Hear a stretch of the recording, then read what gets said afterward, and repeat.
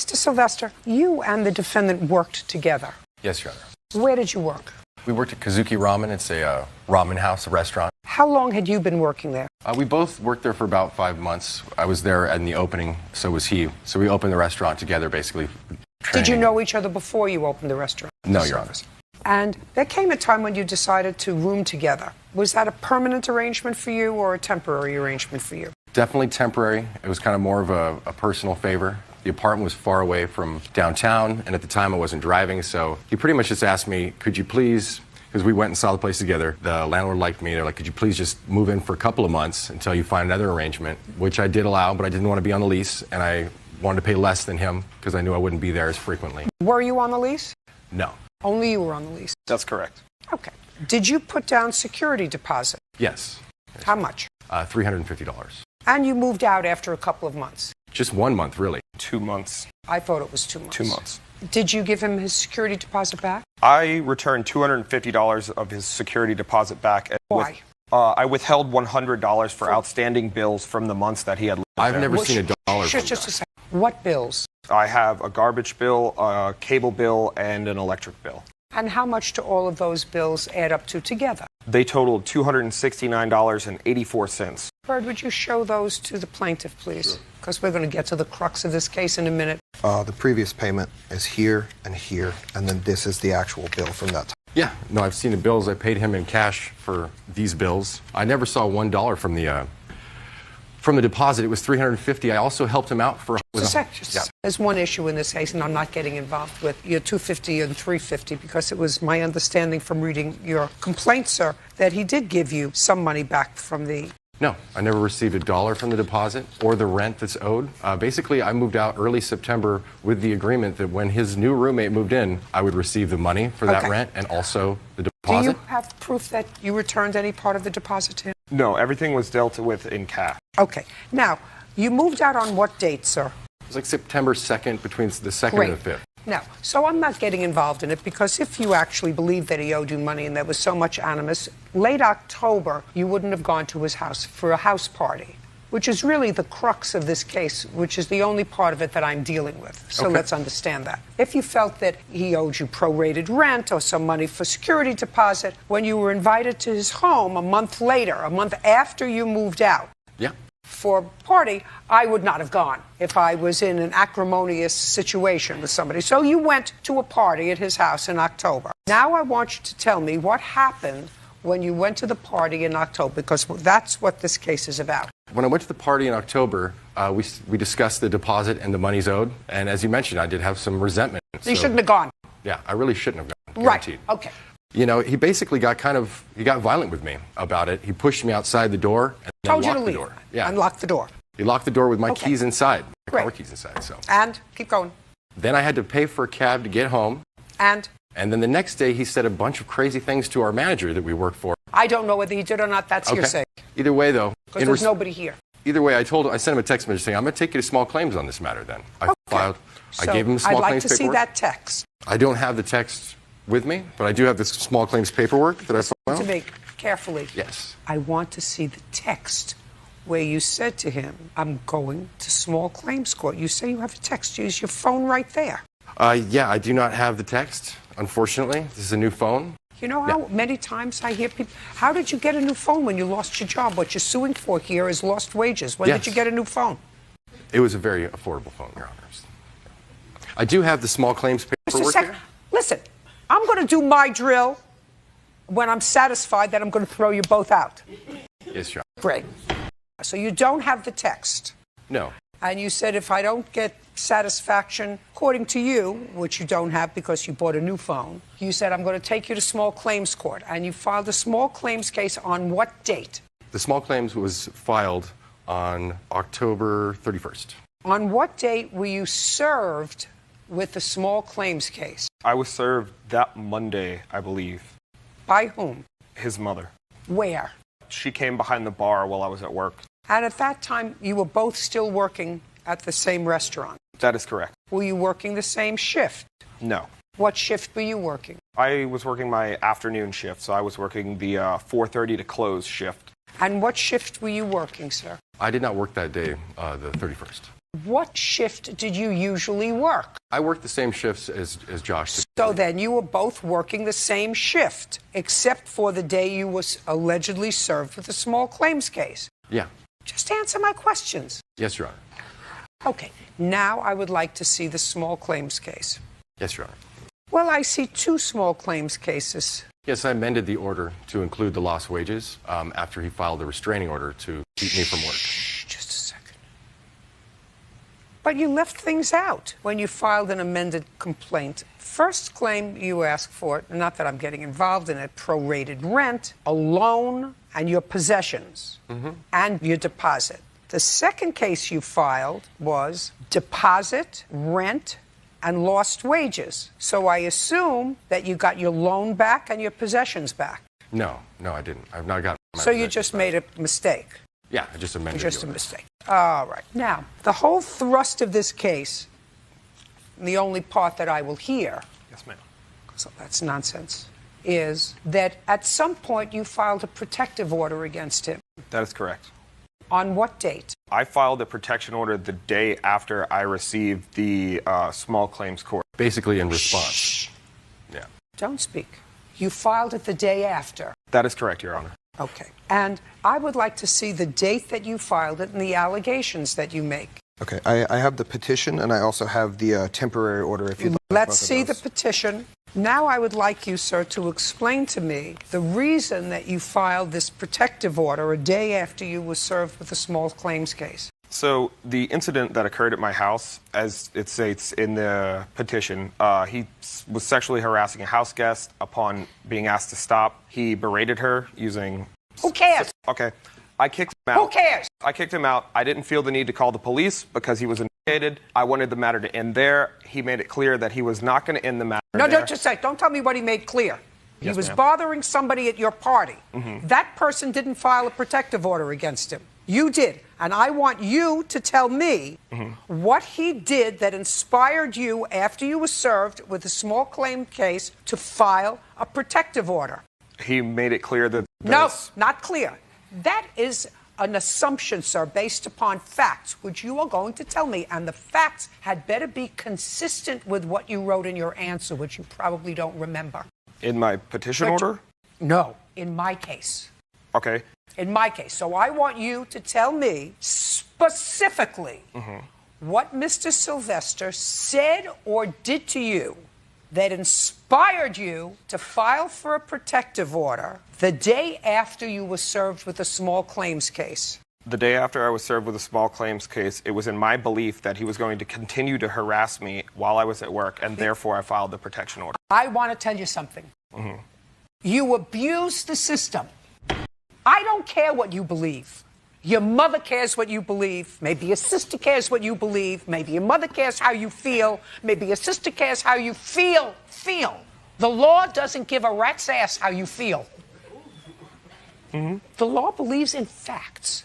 And so far, I've asked you 3 times to give me something specific that Mr. Sylvester said or did to you that inspired you to file for a protective order against him, excluding him from your workplace, because that's what you asked for. Excluding him from your workplace. And I guarantee you, on Bird's life, that you did not tell the judge before whom you were requesting this protective order that you worked in the same place. I made it very clear. to Oh, the I judge. don't believe that. Then, I made it very clear I to don't the believe judge. that, because then you're telling me that the judge was a moron. The judge suspended That- it. He didn't issue a restraining. He didn't issue a permanent restraining order. No. You asked for. That's not what I'm saying to you, sir. Let's make ourselves perfectly clear. Yes, ma'am. You requested a protective order on an emergency basis, excluding him from your workplace. That's correct. And the judge granted that application on an emergency basis, therefore making it impossible for him to go to work. And I guarantee you that you didn't tell that judge who granted the temporary restraining order based on this nonsense that he was a fellow worker along with you. You may have told the judge who heard the final order of protection and denied it, because you were not granted a final order of protection, right? No, but I No. disclosed his working location when the judge asked where Listen. the perfect place for service would be, service of the actual Listen, document. I think that you overstepped it and you abused the system and you abused him. Now, if you felt threatened, which I think you did not, was this, by the way, this young woman that he was making come-ons to at the party, was this somebody that you knew well? And give me the first name. Her name was Van Lynn, and yes, it is somebody that I know well. Is it somebody that you were dating? You could What say is that. That's either a yes or a no. Yes, we were dating Right. casually. So while I'm not getting involved with the rest of this nonsense, I am awarding him money for lost wages. Okay. Because I think that your actions not only abuse me as part of a system, because you used it in retaliation. Your girlfriend didn't feel threatened enough to go and seek a protective order. And you never sought a protective order before you were served with a small claims case. And this was after the party. It's for the same... Just a second. We're done. Judgment for the plaintiff in the amount of $1,500. We're finished. Thank you. Nobody wanted to live with him. He's a slob. When I woke up to him cleaning my house He's always broke. And it's red flags. and having random people that I had never met before coming to view the house So the few people that I did bring by, they were like, this is disgusting. before 30 days notice was given, yeah, it made my life kind of difficult. And I'm definitely not doing this. So it was a trouble to get that spot. Not going to do it again. And hopefully this is one step closer for Joshua becoming a man. Miss Russell, did you and Mr. McNulty ever live together? Yes, we did. From when to when? We lived together from September 1st to November 12th. Of last year. Yes, of 2016. But that was after your daughter was born. Yes, that's correct. I'm talking about prior to her birth. No, And at the time that she was born, were you and the defendant still dating? no. When did you stop dating? In September of 2015. Your complaint indicated, the first couple of lines, that Mr. McNulty did not know he had a child due to some, use the word mix-up, for the first 4 months of her life. Was that a mix-up because there was someone else who was originally named as the father? I was dating someone. Okay. So there was someone else who was named as the father. And what prompted you to take another step towards finding that Mr. McNulty, who actually had a paternity test, was the father of the child? He contacted me asking for it, paternity test. Is that right? Yes, ma'am. Why? Honestly, it was crazy how I found out about it. I just found out through a picture online, and I saw that the child looked like me, and I just kind of had this crazy hunch that it might be mine, so I contacted her and got the paternity test done. And Just a minute. When you contacted her, where was she living? it was Lafayette, Indiana, which is about an hour and a half from me, almost 2 hours. whom? Her sister. And in what month was that? I can't tell you exactly. I want to say it was around September. So you're talking about September of 2016. Yes, ma'am. Now, when you found out that this little girl was yours, according to what I read, you invited her to come to move into your house. Yes, ma'am. Why? I invited her to be closer to my daughter, and I told her that she could live with me until she got on her feet, found her own place. I wanted to be closer to my daughter, and I just wanted to be friends with her, co-parent. Do you have any other children? I do not. Do you have any other children? No, And I assume you didn't have your own place to live. not at the time, no. When you moved into Mr. McNulty's house, you have a house? Yes, ma'am. How many bedrooms are in the house? 3, Your daughter had one bedroom? correct. Did you have the other? Yes, And Mr. McNulty the third? yes, So you were living there as two parents of a child. You were not a couple. Is that a fair statement? yes. Okay. Now, an incident occurred in September wherein you claimed that Mr. McNulty damaged your car, took your cell phone, and threw your property out. He threw some of my belongings out, not all of them, Now- and it was in November. Would you like to explain to me, Miss Russell, why this man who actually tried, at least on the surface, tried to do everything in an appropriate fashion, contacted you to find out whether he had a child, bore the expense probably of a paternity test, found out that this was in fact his child, and you were, for all intents and purposes, homeless. You didn't have your own residence. He invited you to come to stay in his house, your own bedroom, because he wanted to, he uses the word co-parent, he wanted to be closer to his child. You want to tell me why he would do such dastardly things? You want to tell me what happened? in I November? did pay for the entire paternity test. I also was living comfortably at my sister's. I had my own room Well, then why would you go to his house? because I thought I was doing the right thing and letting my daughter's father be in her life. She can be in his life many, many ways. He wanted us to be closer, and he gave us this dream of being a happy family, and little did I know until I moved in that he was not the person I thought he was. Okay, let's move on to November. Tell me what happened. So he came home. What date? It was November 12th, I believe. He came home inebriated with a girl for the third time. And we had an agreement that he would not bring home women while we were living there for the safety of our child and Just for a second. respect. When did you make this agreement? After we decided we weren't going to have a intimate relationship. Right. In what month was that? That was September. Okay, so shortly after you came in. Yes. Okay, tell me about the conversation. Conversation after he got home that night? No, the conversation where he said that he would not bring women home to his home, even though you weren't his girlfriend, you weren't involved in a relationship. Tell me about that conversation. Our conversation was out of respect for each other and for our daughter, unless we were serious about people and until I moved out with our daughter, that he would not bring girls home. Is that correct? No, ma'am, it's not. Well, you hesitated for a moment. You want to tell me why? Yes, because she wasn't actually a girl I was seeing. It was more of like a friend that I've known for a long time, and she took it as a girlfriend. And Okay, now when you came home on November 12th, do you remember that day? Yes, I do, because I don't remember if it was November 12th. I remember it was Veterans Day, because I was in the military with a couple of buddies of mine, and usually my buddies will take me out on Veterans Day. Okay. So that's Did you why. come home drunk? I wouldn't say drunk. I was a little. I was inebriated. I'll admit that. Yeah. Do you remember what time you came home? It was about 2:30 In the morning. in the morning. Yes. And there was a woman with you. Yes, ma'am. Okay, so let's hear what happened. That was the instance of one of 3 women throughout Where? the process of living together he'd brought Okay, home. it's his house. He Right. came home with a woman, and I told her to leave, and she didn't know that there was a baby and another woman there. So she agreed to leave. She didn't know there was a baby and another woman there. Yes. You mean you, the other woman? Yes, me Okay. and my child. She had Okay. no idea we were there, and she gladfully left. Okay. He, in a rage, headbutted me twice, threw me against a wall. I got away from him by pushing all I could away from the wall. And running to get my cell phone to call the police, which I did. The operator told me to go into the... Don't tell me what the operator told you. I went into my daughter's bedroom. There are no locks on any of the doors in the house, not even the bathroom. So I tried holding her door shut until the police arrived. And I was instructed to get out of the Tell house. me what you were instructed to do. Okay. Just tell me what you did, what he said to you, what you said to him. So I was able to get out of the house with our daughter, and the police came. They took our statements, and they instructed him Don't not. tell me what they said unless you have a police report. I have I'd like 2. to take a look at it. Well, it appears that from the police reports, at least, after speaking to you, that you did not report to the police that he head-butted you twice. What the police officer noted after conversation with you, that you told the female to leave. She stated that Corey became angry, pushed her, and put his forehead against hers. That's what the officer That was said. incorrect. That's what the officer said.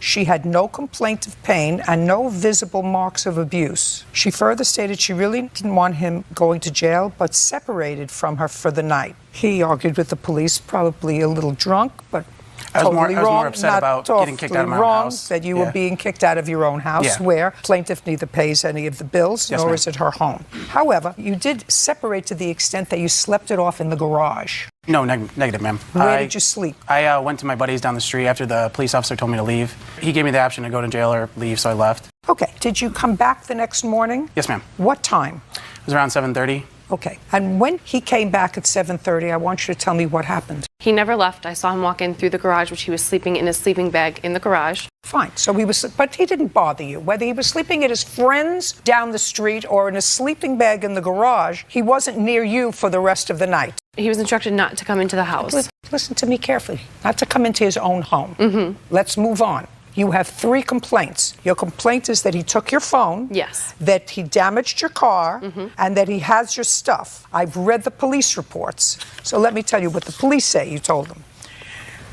The second police report indicates that you went to the police because he was still there.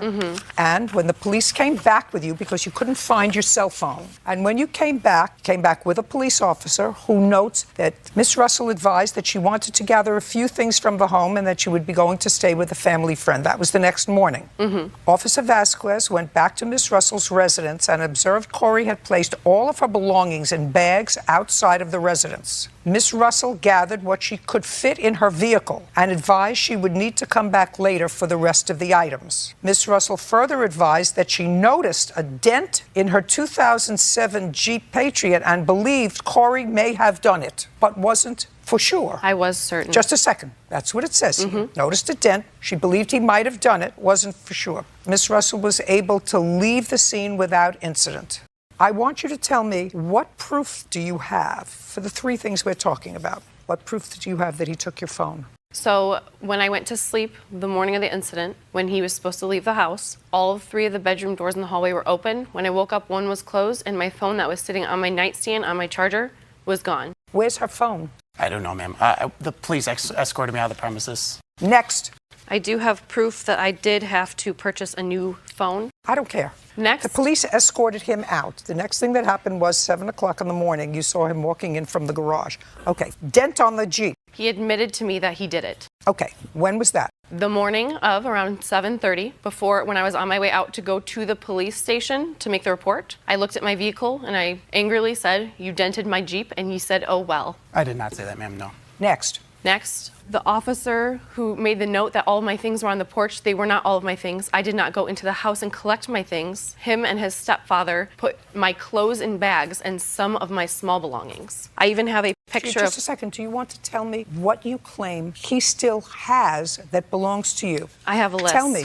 So I have my dineware set, my wine glasses, all of my kitchen utensils, all of my cookware, all of my baking pans, crock pot, oven mitt. Just a second. When did you move in with all that stuff? When he came to get me at my sister's, his grandmother paid for a moving truck, and my sister helped us move all of my belongings from her apartment into the moving truck, which we brought to his house, which has all of these items. Okay. Can I see that bird?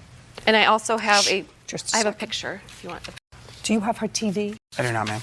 I have enough TVs in my house to Just a need second. another. Did she move in with a TV? She did. Where is it? I put everything of hers on the front porch, and she left it there for a couple days, so. So you don't know where it is? I left it out there, and I told her it's her problem to get it. I didn't put it on the garbage. Well, or but you nothing. know a TV was not noted by the police. Yes, ma'am.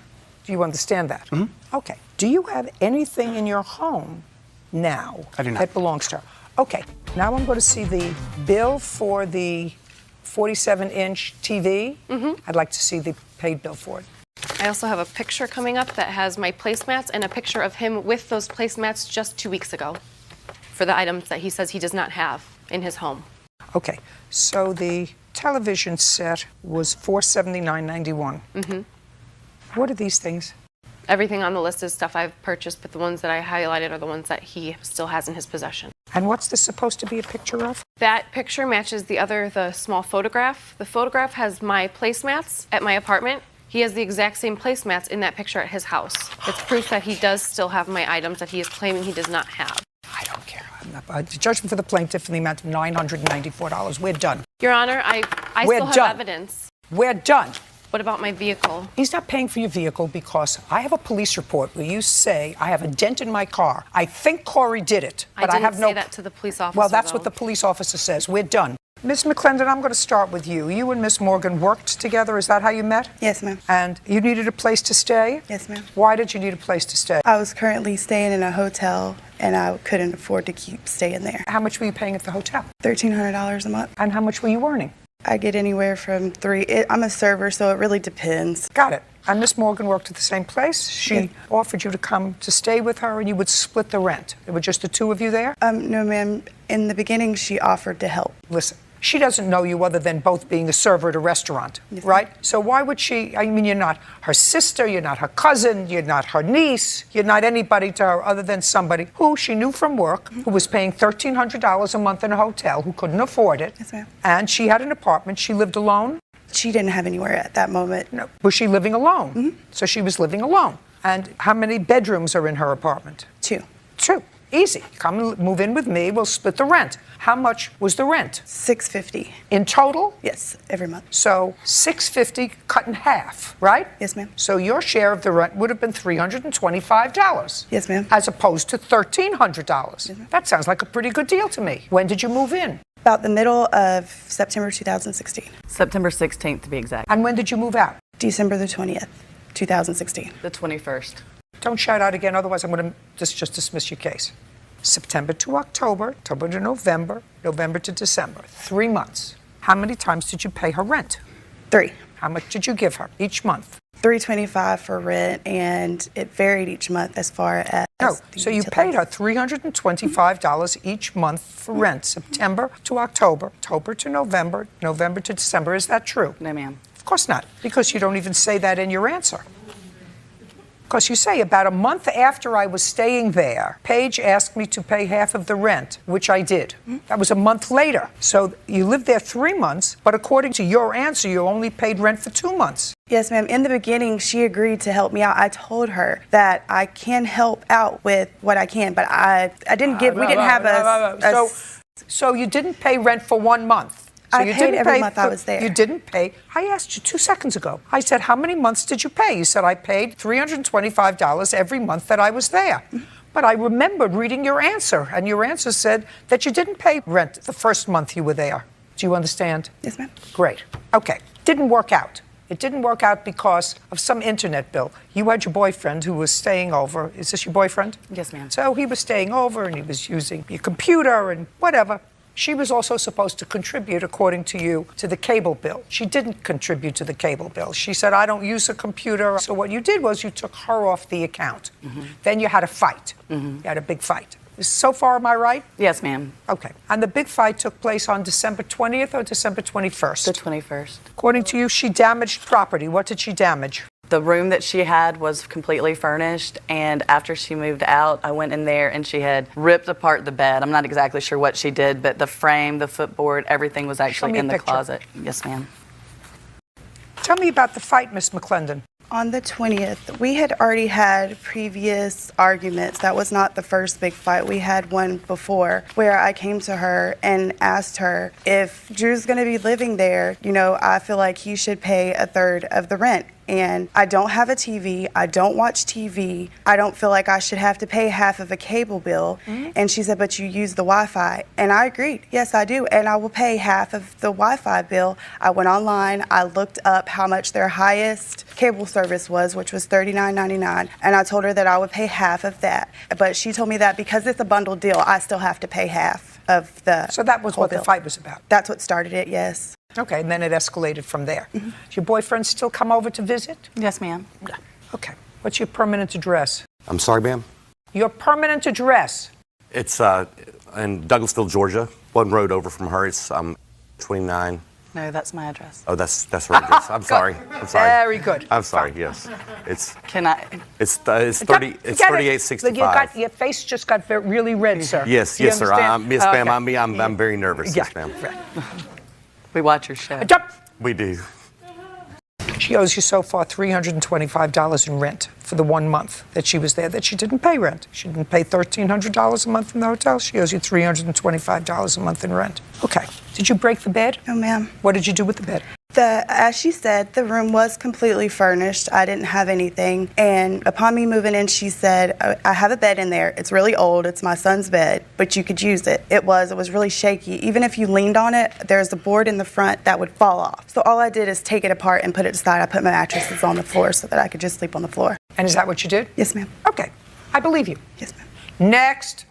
I'm sorry. What else? She's not paying for the cable. She's not paying for the bed. She's paying you so far $325 Yes, ma'am. for the month's rent that she didn't pay. What else? Well, when she moved in, before she moved in, and I have proof on text messages, that I told her that it was going to be half of the rent and half of the bills. I don't care. Okay. I don't care. She's going to pay you $325 for rent. Are we done with that part? Yes, ma'am. Wait, she's not paying for the cable. He pays for the cable. He pays for the cable. I believe her story about the bed. Now, what property do you say she took without permission? All the linens, all the towels, everything that she used while she was in the house were mine. And then when she left, she took all of the sheets, the blankets, and I'm missing quite a few towels, so I can only assume that they were in her room. Did you take these sheets and towels when you left? No, ma'am. My bed was stripped when I came in. She even took my sheet that was on the bed and a pillow. Okay, now I'm going to your counterclaim. Counterclaim is for the destruction of clothes and personal belongings and harassment. Go. The first time that I left on the day that it happened. You mean on the 21st Yes, of December? yes, ma'am. When I left that morning, I woke up. I had my best friend's son there with me, my godson. I woke up. I put him in the shower. I went back to my room. When I came out the room, immediately she came out because our rooms were right next to each other. She came out and she started, "Mr. Dan will be here at 10 o'clock. Do you have the rent?" I didn't say nothing to her because we'd already fought the night before. So I didn't say nothing to her. As I'm going into the bathroom. Just a second. So she came out to you on December 21st.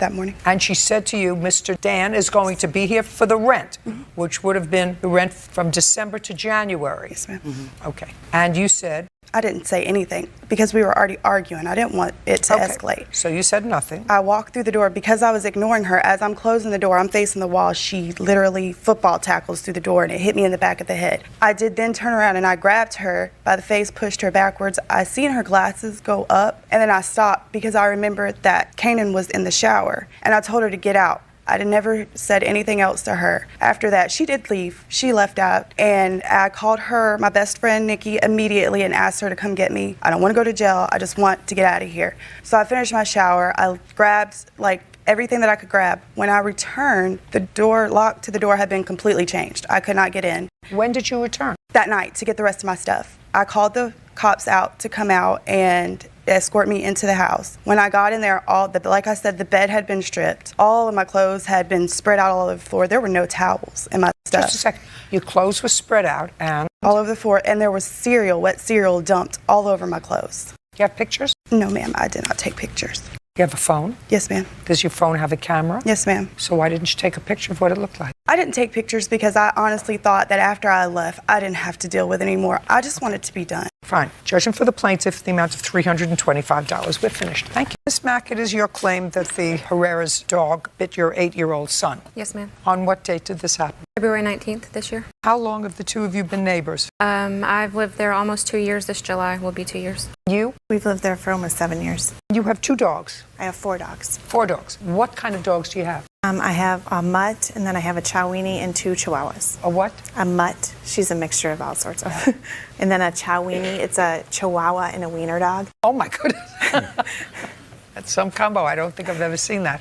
And 2 Chihuahuas. So you have small dogs? Yes. Okay. Do you have any animals? No, ma'am.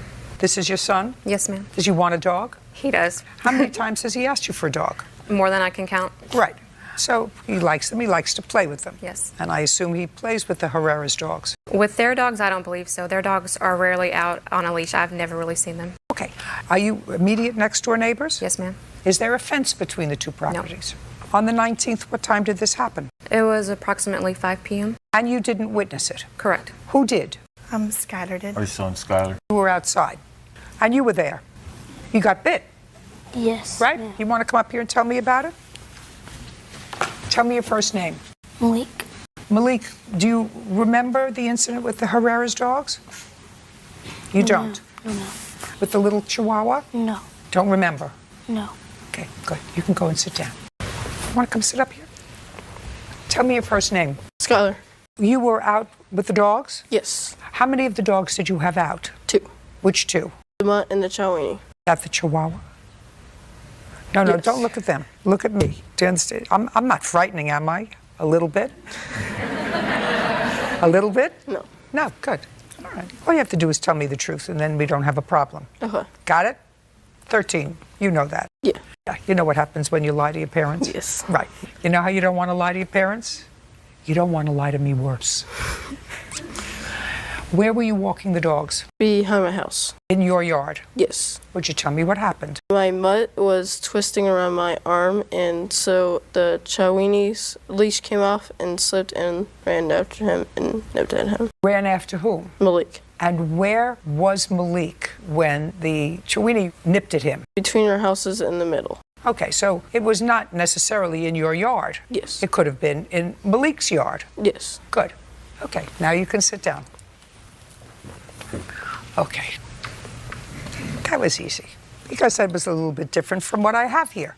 You have a video? Who has a Yes, video? ma'am. What do you want to show me? On the video, it shows Malik running from their dogs, and there was actually 3 of them chasing him, not 2.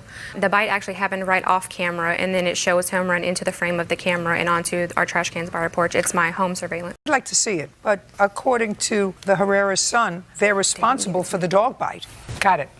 All right, Mr. and Mrs. Herrera, when I first read your answer, which is totally different from what your son tells me and totally different from this video, I was sympathetic with you. You know, you said that their little boy went into your yard and was teasing your dogs, and as a result of that, got bitten. Yes. But that's not what happened. That is what happened. No, that's not what he said. That's not what your son said. Your son said that the larger dog twisted his leash around his arm, and the other leash slid off, so the dog was free, and chased Malik, and he was in his yard. But Malik was in our yard teasing him prior to that. And he was running from the back of my yard into the yard when it happened. Who saw that? He does that weekly. I don't care whether, who saw that on February 19th? Skylar did. That's not what he told me. Well, that is what happened. Well, I don't know if that's what happened. It's not what he told me. Could you please ask him again? No, now I'm not going to ask him again, because now he just heard you tell me. I was very clear. I said, what happened? And he didn't say to me. He was teasing the dog. He was screaming at the dog. He was shaking a stick at the dog. He said what happened was he was out walking two dogs. One leash got away from him. Well, clearly he was being chased by two dogs. Clearly in the video it shows him being chased by two dogs. But the video does not show where he was behind my house, not on the side, teasing my dog. I was sitting in my living room chair, and I could hear Skylar even say, Malik, please don't tease the dog. Do you remember teasing the dogs? No, ma'am. You don't remember getting bitten either? Yes, ma'am. No. I think he's just being shy right now. He remembers. He was telling the story. Okay. Well, I see that he was bitten, and I see that he was frightened. You have to be careful. Even with little dogs, you have to be careful. Okay, I'd like to see the medical bills. Yes, ma'am. Who were the other children there? There were other children, more than just... Yeah, it's our other side next door neighbors playing in our yard. With you? No. With whom? With my littler siblings. Well, I have one emergency room, and then I have... At that particular hospital, the ER bills separate from the actual doctor, but that was the same visit. They told me before we left there they would bill separately. I also let the defendants know that when I talked to Frank. Okay, and you had no health insurance? Correct. Okay, so the total charges were $383 and $438? Yes, ma'am. Did you present these two bills, which total $821, to the Herreras? Yes, I did, on two separate occasions because they came in the mail separately. And what did they say? The first one, when I went over to their house, they actually weren't home, so I taped it to the inside of their glass screen door, along with a note just saying, you know, hey, this is the bill. I wanted to try to see if you wanted to resolve it between the two of us. If not, then, you know, I'll have to take it further. Frank actually came to my house 2 days later asking me, was Malik okay, and talking about the bill, and he said that they didn't have any problem paying it, but on the bill it does not state that this bill is for the dog bites, so he wanted basically proof that that's what this bill was for. I actually contacted the hospital the next day to see if they could give me something like that, and they said because of HIPAA laws, they couldn't put the reason for the visit on the actual bill. The next bill came in about 2 or 3 days later. That one I attached to their vehicle that was in their driveway, along with another note explaining what I just said about the HIPAA laws, and that if I didn't hear anything from them soon, that I would just take it to court, and I never heard anything from them again. Well, both bills show the date of the visit is February 19th. I mean, I'm the type of person I ain't gonna pay a bill that don't show exactly what it's supposed to be. Well, now you'll pay the bill. Now you'll pay the bill because it's an emergency visit on February 19th. You saw the video. That's why she took the child to the emergency room. There was no other reason for her to take the child to the emergency room other than that. Now do you understand? So you should have paid the bill. Would have saved you an awful lot of trouble. Yes, I understand that part, but not showing exactly who the person was. That's all I was asking for it to show what the person wanted, what it was for. It says who the person is. But can you look at these, please? I'm looking here. This is from Malik Mack. Yes, but the ones that we received. Oh, okay. Maybe the ones that you received didn't have it. This one shows the person who was treated. Yes, it shows it on those. On the copy No, it shows it on yours, sir. Malik Mack. Has it on there? And this one is patient's name, Malik Mack. What? This is the first time we've ever seen any video. Okay. I have gone to the office at our park to see if we could get the video, and we've been informed that the park says that her surveillance cameras do not work. I've never received any requests for the video. Just a second. She didn't just create that video. You wanted me to play it again so you can see it's your dogs? I believe that those are my dogs, but I don't believe that he was bitten. He might have been scratched. I have pictures Judgment of for the the dog plaintiff bite. in the amount of $821. We're finished. Thank you. Mr. Burns, this is your complaint. You had purchased a car. Yes. You were behind in the payments. Yes. Mr. Kimball owns a tow truck, and it is his job on behalf of lending institutions to repossess property that has not been paid for. So your car was parked either on the street or in your house. Yes, in front of my house. And this was September 25th last year. Neighbor came to you in your house and said, someone's taking your car. You got outside and you saw Mr. Kimball in his tow truck down the street with your car attached. No. Tell me where you saw his car. I observed Mr. Kimball at the end, like a block away on the passenger side of my car, removing items. At the same time, I was talking to the police when the neighbor had came and got me. I live in a high crime neighborhood area, and first thing she said, it's a black tow truck, and they took your car and went and rode off. So the car was attached to the tow truck? Yes. That's what I said. Yes. Now, at the time, you knew that you were behind in payments on the car. Actually, I had spoken with the guy who... At the time, you were behind in payments on the car. You acknowledged it. Yes, here. I knew I owed to some. Right. So, an intelligent man would know that if you were behind in payments on the car, they may come and get it. Not definitely, but they may come and get it. Well, that was what he was hired for. Who hired you to do this job? Northwest Repossession. Do you know who hired Northwest Repossession? The company would be Quality Auto Sales. Did you buy your car at Quality Auto Sales? Yes. Well, they're the people that hired his company to get their property back. So tell me what you did. Okay, when I observed Mr. Kimball at the end of the block removing items, I caught him on the passenger side of my car. At the same time, I was talking to 911 because I figured my car was being stolen. I had spoke to the person who I previously bought the car from, and everything was fine. I don't believe that, and you don't have that person here. Okay. Okay, because the person that you bought the car from hired his company to repossess your car. Okay, at the same time. Okay. So now, No. just tell me what you did. Okay, I talked to the police. I asked him who was he. He never identified who he was. Just a second. I want to know what you did. You ran to the end of the block where he was. No, we drove to the end of the block, and I observed him. Who drove? My wife did. So your wife drove in her car? Yes. To the end of the block, and then what did you do? I was on the phone with 911, and I told them that I see the guy right there. Just a second. I didn't ask you what you told anybody. Okay, I didn't do what anything. I approached him and asked him who was he. Just a second. So you approached him? Yes. Where was he when you approached him? The passenger side of the car. And what did he say to you? He didn't say anything. He just got up and ran around to the driver's side of the tow truck. And by me living in a high crime neighborhood area, if he would have told me who he was, the situation would have been ended. He didn't identify himself or who he was or who had sent him. It's normally known in my neighborhood. I just live in Chicago. High crime area, and they known for taking cars on tow trucks and driving off. You never find your car again. I asked him who was he. He never identified himself in a professional manner. So I proceeded to talk to the police. I'm like, he right here. He tried to run around and jump in the car. When he jumped in the tow truck, he tried to close the door, and I'm like, he never identified. I'm like, who are you? I'm steady asking him, who is he? He never said anything. So I'm telling the police, next thing I know, he put the truck in drive and almost hit me with the tow truck, so I had to grab on to the handle. It's a safety bar on the side of the tow truck. When he drove off like in a high rate of speed. So I wasn't finna let him get out of my sight because he never identified himself. I feel if he would have identified himself. I know that you said that already. What I'm hearing is, and reading, yes, that you wrote, you jumped on the sideboard. Yes. Okay, you jumped on the sideboard and held onto the sideboard. Yes. And he was driving off. Yes. At a high rate of speed. Yes. And then what happened? He veered on the south side of the street, crashing into some parked cars with me stuck in between the doors. Now you tell me your version, because we'll get to what the lawsuit is about, because he filed charges against you for assault. Yes. You say that they were false. Now he's going to tell me his version of the events. Go. Hi, Your Honor. Okay, you were hired, that's your job, to repossess property that hasn't been paid for. Correct. You got an order to pick up his car. Correct. Start from there. Okay, so I picked the vehicle up, Your Honor. About 7 blocks away, I secured the vehicle. How many blocks away from his house? About 7 blocks.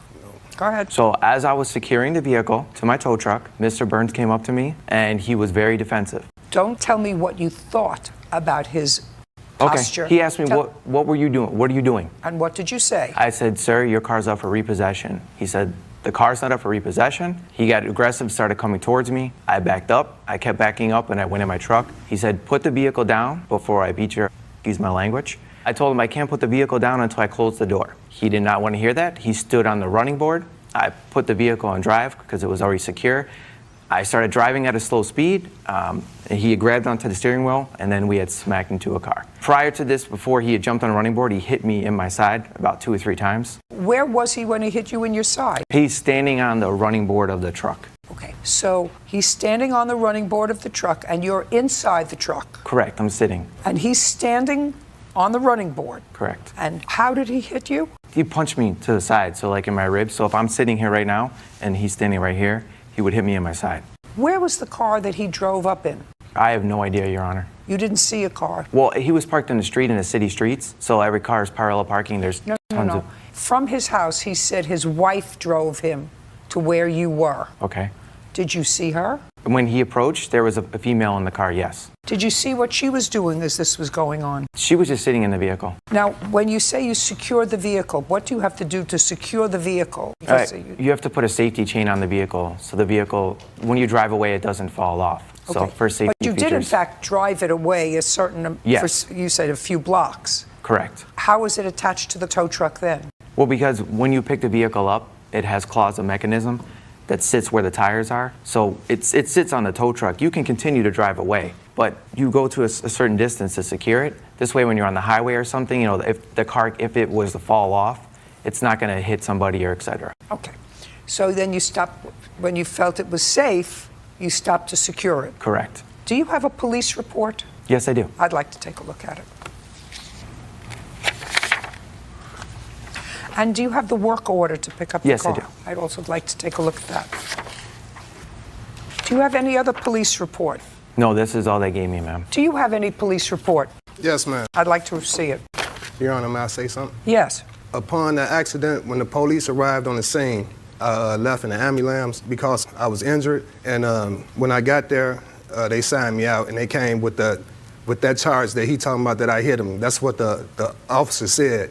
Not the police officer, but the sergeant. Because the other officers was like, man, we didn't even have time for this. You should have left the scene. That's what the black officers, they was just saying all type of observed. Just a second. Don't tell me what anybody said to you, Okay. Mr. Burns. Okay. You were wrong. No. You were wrong. No, He ma'am. had authorization to take, just pay attention. Okay. He had authorization to take your car. You had no business. You had no business to get on the running board of his truck to endanger him, other people that may be out there. I know you're shaking your head no. I know you're shaking your head no. Bottom line is, he had the right to have possession of your car. That's what this order says. He had the right to have possession of your car. You had no right to take control of his car by getting on the running board. And because you did that, you caused an accident. Now, he had a lawful order to take possession of your car. You did not have any right to get on his tow truck. No, ma'am. Well, I say yes, you say no. I'm telling you, that's the law. You had no right to put your feet. Your Honor, can I... Are you asking me? No, Your Honor. Do you have pictures of the accident? Yes. Also, may I just add one more thing? I was never given an accident report or put in the accident. They never said I caused the accident or anything. I just told you caused an accident. Okay.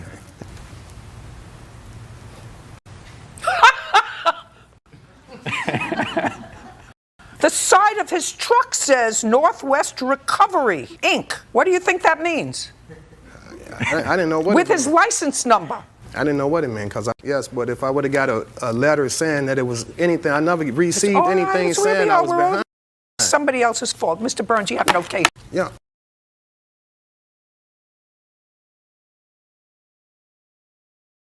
No, it was court cases, Your Honor. It went to court, and it was continued and continued and continued due to missing... You have to show me that you weren't paid for those. Well, Ms. Hill, you're the owner of a rental property that the defendant was renting from you since 2015. Correct. What kind of rental property is it? Single family home. Do you own the home? I do. When did you purchase it? In 2012. Did you purchase it as a rental property? I did not. I lived in the residence before renting it to the defendant. Who did you live there with? My daughter. And why did you move out? I was relocated for work, so I moved to Florida. How much did you pay for the house? I bought the house from an auction for about $13,000. And did you put any money into it? I did. I put about $20,000 into the home. And you lived in it after you purchased it and after you renovated it with your daughter from 2012 to 2015 when you leased it to the defendant. That is correct. So it was renovated in 2012. That is correct. Is your claim that when the defendant moved out, she left extensive damage in the house? The defendant says there wasn't extensive damage. Whatever was there, it was normal wear and tear. So do you have photographs of the house from when you moved out? I do not. Tell me when the defendant moved out. June of 2017. And she notified you she didn't want to renew her lease? She notified the property manager at the time. How much was rent? Her rent was $800. Initially started in the first lease as $750. But at the last year was $800? That's correct. Where were you moving to? I was moving back home with my mother to help her out because she had just a few months previous to that had lost her husband, and I was. So you were moving back with your mother? Yeah. How many people lived in the house? Me, my 3 kids, and the other tenant. You had 2 tenants in the house? I had 2 adult tenants, yes. Did the other tenant remain? No, they moved into the property together and they moved out of the property together. Is this someone that you are a friend to? This is my cousin. When you moved out in June, you received, according to your complaint, a notification that you should come out to see the house. That's correct. When the defendant moved out of the property, I was notified by the Did you do a walkthrough with the property manager when you moved out? We did a walkthrough in May when it came out. What day in June did you move out? I moved out June 1st. I would like to see a copy of the walkthrough. They didn't give me no copy. Do you have a copy of the walkthrough? I do not. I just have photos of the walkthrough from the day she moved out. May I see them? Yes. Who's writing on the walls? My 8-year-old daughter. Well, that's ridiculous. Yes, it is. Who told her that that was an appropriate thing to do, to write on somebody else's walls? Each time she done it, she was put on punishment for it. This isn't a one-shot deal of her writing on the walls. She wrote on the walls often, at different times. Mm-hmm. Well, who was supervising her? Who was supervising her? That's my question. You have the answer. She might have been upstairs after she left the bathroom or whatever. Just show this to the defendant, please, and tell me who did that to the blinds. Okay, these blinds, I see the pictures, and... Who did that to the blinds? My same 8-year-old. Who did this to the walls? Holes in the walls. By me living there, I will take responsibility for the holes in the wall. Same person I just showed you about the other 2 is the same one who was doing all the damage. What happened to the kitchen cabinets? Okay, where you see the paint coming off at, they was painted gray, and by me cleaning the cabinets with bleach, the bleach, what they did was damage the cabinet, and the paint started coming off, and that's why the cabinets was like that. You have communication from the property manager? Yes. I'd like to see it. That was the afternoon of the walkthrough where... Could you please show this to the defendant? He and the contractor took photos and also gave me the estimate amount of damages. Is she living with you now? Mm-hmm. Yes, yeah. How does she and her children treat your property? They treat it all right. Well, who taught her to treat other people's property like this? Nobody. Did you have the place fixed? I have. Do you have the receipts for me? I do. Would you like the receipts, or would you like I have a breakdown of everything? Well, I would like the actual receipts. Okay. Did you re-rent the property, or are you selling it? The property has not been rented again because of the pest. So when she left the property, she left it infested with bed bugs, roaches, and mice. So on the initial visit to Ohio to take care of the property and restore it, we were not able to do any of the work on that initial visit because when we walked through, we had 5 contractors with us and at least a dozen mice scurried across the floor. We also noticed that there was a roach infestation. We called out the exterminator, and then he advised us that there was also a bed bug infestation. Judgment for the plaintiff in the amount of $5,000. We're finished. Mr. Rose, Mr. Mendoza runs a store, a dollar sort of store. Yes, ma'am. A lot of inexpensive little things. And based upon what I read in your complaint, you frequented that store. You went in Yes. there, and you walked in one day, and you saw that your picture was up in the store, and the picture suggested that you were a shoplifter. Yes, ma'am. And you want to be compensated for that. Yes, Your Honor. Now, do you have a photograph for me or something to show me of the poster that you saw and when you saw it? Yes, Your Honor. I have a video, actually. It has no audio on it, just video. And if I could, I want to explain, it wasn't just one day I walked in. Actually, it was a day or two after Christmas of last year, December 2015. I came in the store and I had words with the gentleman in the white shirt. I think his name is Caesar. It was about a cigar that they were selling for $1.50 for, and it, you know, it says 2 for 99 cents on it. And we got into some type of verbal altercation. And then I came back 2 or 3 days later for some incense or candles, and I saw it directly as soon as I walked in the store, shoplifter. Okay. So what you feel precipitated putting up this photograph was the argument that you had had with Mr. Mendoza's employee. That is your employee, sir? Yes. Okay, because you raised an issue that they were overcharging for cigars that on the package said 2 for $1. They were selling them for $1.50 a piece. Exactly. Okay. Stand up, sir. Your last name is? Mendoza? Are you related? Yes. He's my brother. You remember having that discussion with Mr. Rose? Yeah, that's happened like March 15. It happened in March? That's incorrect. You think it happened sometime in December? I'm certain it happened sometime. And you're certain it happened March 15? March 15 at 4:15 p.m. And I assume that that tape is going to show that to me. Let me explain you. The No, tape, no, because you're pretty adamant about the date and the time. For the date of the... Okay. So you're going to show me something that you took in December of 2015. I think it was January. It was a couple days after the initial verbal altercation. And this is the beginning of it. I was just walking up into the store so I could show you where they were displaying it. As soon as you walk in the store, it's right here. Right where? I'm zooming in on it right there, it. and I happen to be that person right there screaming, because that's when they took the picture of me when I was screaming at them, right there with the baseball hat on. Is that just a second? You can see it clear on my phone, Your Honor. I'd like to take a look at it on your phone, sir, because I can't see it clearly there. Yeah, there was never any incident of me stealing anything from the store. Just a second. And Your Honor, they're not arguing that. I'm sorry. Do you say that you can see your face in this? Yes, Your Honor. That's me. It's a picture, and they're not arguing that it's not me. Okay, I'm just telling you that based upon, I can't see that in here. Oh, okay. I can't see that. I see a woman, I see the back of 2 people. It's not clear enough for me to see it. But you don't deny that you put up his picture. I don't deny it, no. Okay, fine. Now, what you're going to do is show me, because certainly if you put up his picture and he was never prosecuted for theft. We called the police. We called the police that day of the incident. Let me explain what happened that day. He walked into a store and asked for a cigar that it cost $1, not $1.50. That's his first lie. It's pre-priced $1.99. We sell it for $1 at the door. So normally when you walked into a store... No, don't tell me normally. Just tell me what happened. Okay, he asked for a cigar, $1 cigar. My brother put him on the counter. He grabbed the cigar and threw 33 cents and walk out. If that's not stealing, how do you call that? There's no other way to say. Just a second. No, it didn't. And do you have that on tape? We don't have that on tape, no.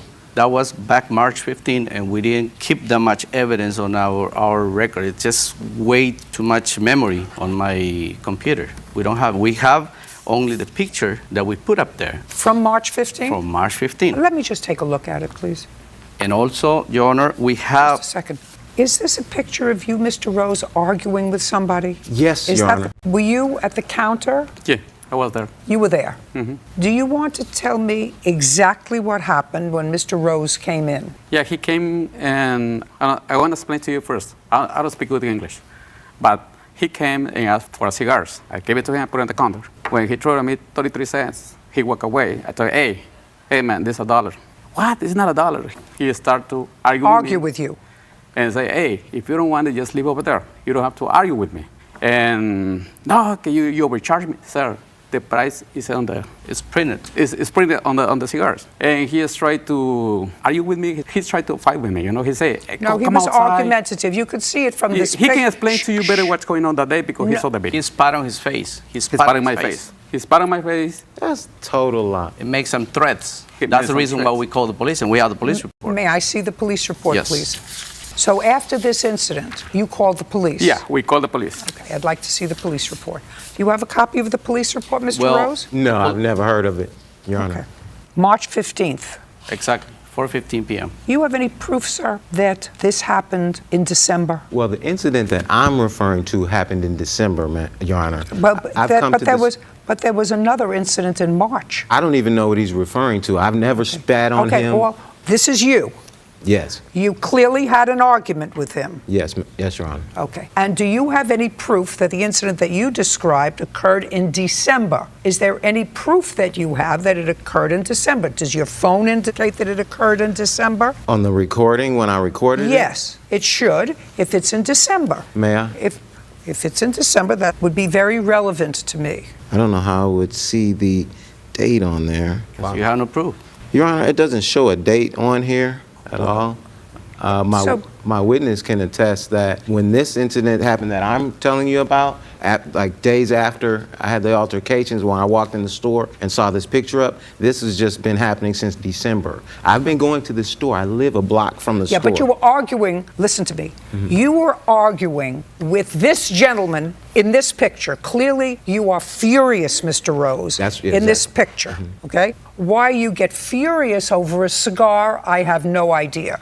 If they choose to charge $1 for a cigar that's worth 50 cents, you don't have to go in there and buy from him. But you were clearly furious. Well, I'm sorry. Well, I was furious because he was cussing at me and trying to provoke me to fight with him. Oh, please, Mr. Rose, that's ridiculous. Mr. Rose, that's ridiculous. According to you, and I read your case very, very carefully, you had been going to this store all the time. Yes, I would know. All the time. Nobody ever provoked you before, because otherwise, and you're not an unintelligent man, Mr. Rose, because if you were an unintelligent man, I would say, well, if somebody provokes you, who's not nice to you, you don't go to the store. But clearly, you never had a problem in the store before, so if you went and you had an argument over the price of a cigar, that doesn't actually require this. It requires, you know what? I'm not buying this cigar. Well, and you walk away. You say, I'll buy my cigar someplace else. What do you want? Yeah, well, excuse me. You weren't here. No, I wasn't Well, there. you weren't there because you're nowhere in the picture. Right. Sit down. Okay. And they think it's a joke. I mean, Your Honor. No, I don't think it's a... Mr. Rose, I don't think it's a joke. But clearly an incident happened over a cigar that you wanted to purchase, that you got very excited over. This man says that what you did was take the cigar and leave with it and threw down what you wanted to pay for it, which was 33 cents. They called the police and made a report immediately. Now, the only other question that I'm going to ask, which may be dispositive, when, for the first time, did you decide to sue them? In what month and year? September. This September? Yes, Your Honor. Yeah, your case is dismissed. We're done. I don't believe you. You were in an automobile accident that you claim was the defendant's fault. Right. I don't think that the defendant would deny that if there was an accident, it was her fault. She says there was no accident. That's interesting. Okay, that's what she says. She says there was no accident. So why don't you tell me the date of this accident? June 27th, 2017. What time? 2:15 in the afternoon. Could you go over to the board and show me which one was your car?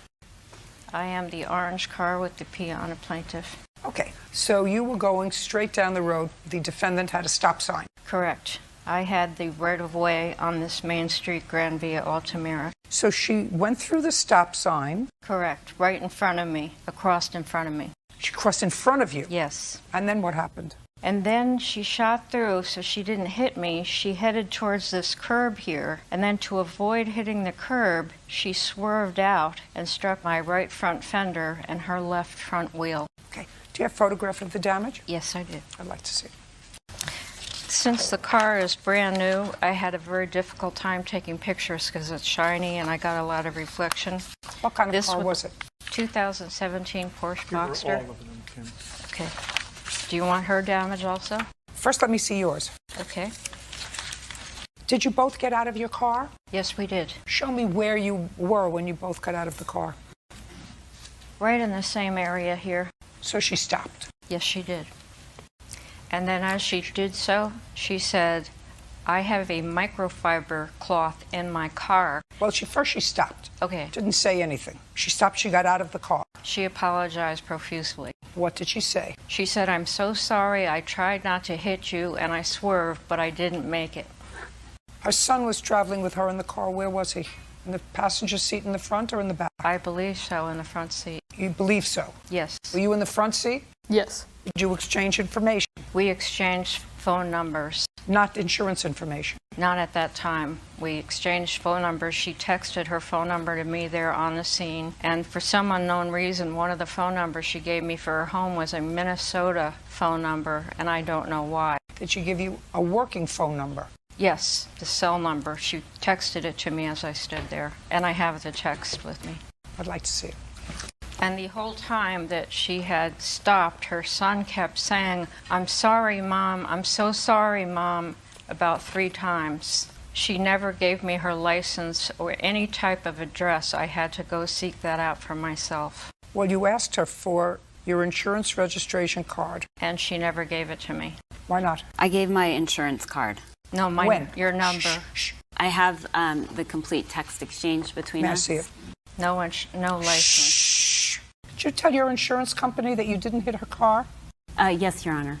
Why? Because we came close, but I did not. That's baloney. That's not. baloney. It's baloney. Because you wouldn't have gotten out of your car if you didn't hit her. We stopped. You wouldn't have gotten out of your car if you didn't hit her. So my question to you, I'm going to repeat it again. Why did you tell your insurance company that you didn't hit her? I told my insurance company that I did not feel an impact. We were very close, and I rolled down my window, and she was right there. That's not true. How could you lie? Is that what you want to teach him? How to lie? Is that what you want to teach your son? How to lie? Your Honor. Okay, well, that's what you're doing. Because your son was in the car, he knows that you hit her. So if what you want to do is teach him how to grow up to be a liar, you're doing a good job. That is not what I want to do. Well, then you want to tell me why you told your insurance company that there was no accident. Because, do you want me to go? No, I want you to tell me. You and I both know that there was an accident. We both know it because everything she told me was true. That you got out of the car, that you said, "I'm so sorry, I tried to avoid you." I did not say that. Tell me what you said. Just a second. Just remember who you're telling the story to and who was there and heard you. Just remember. Okay. Great. I made the turn. You went through a stop sign. She had the right of way. Yes, she did.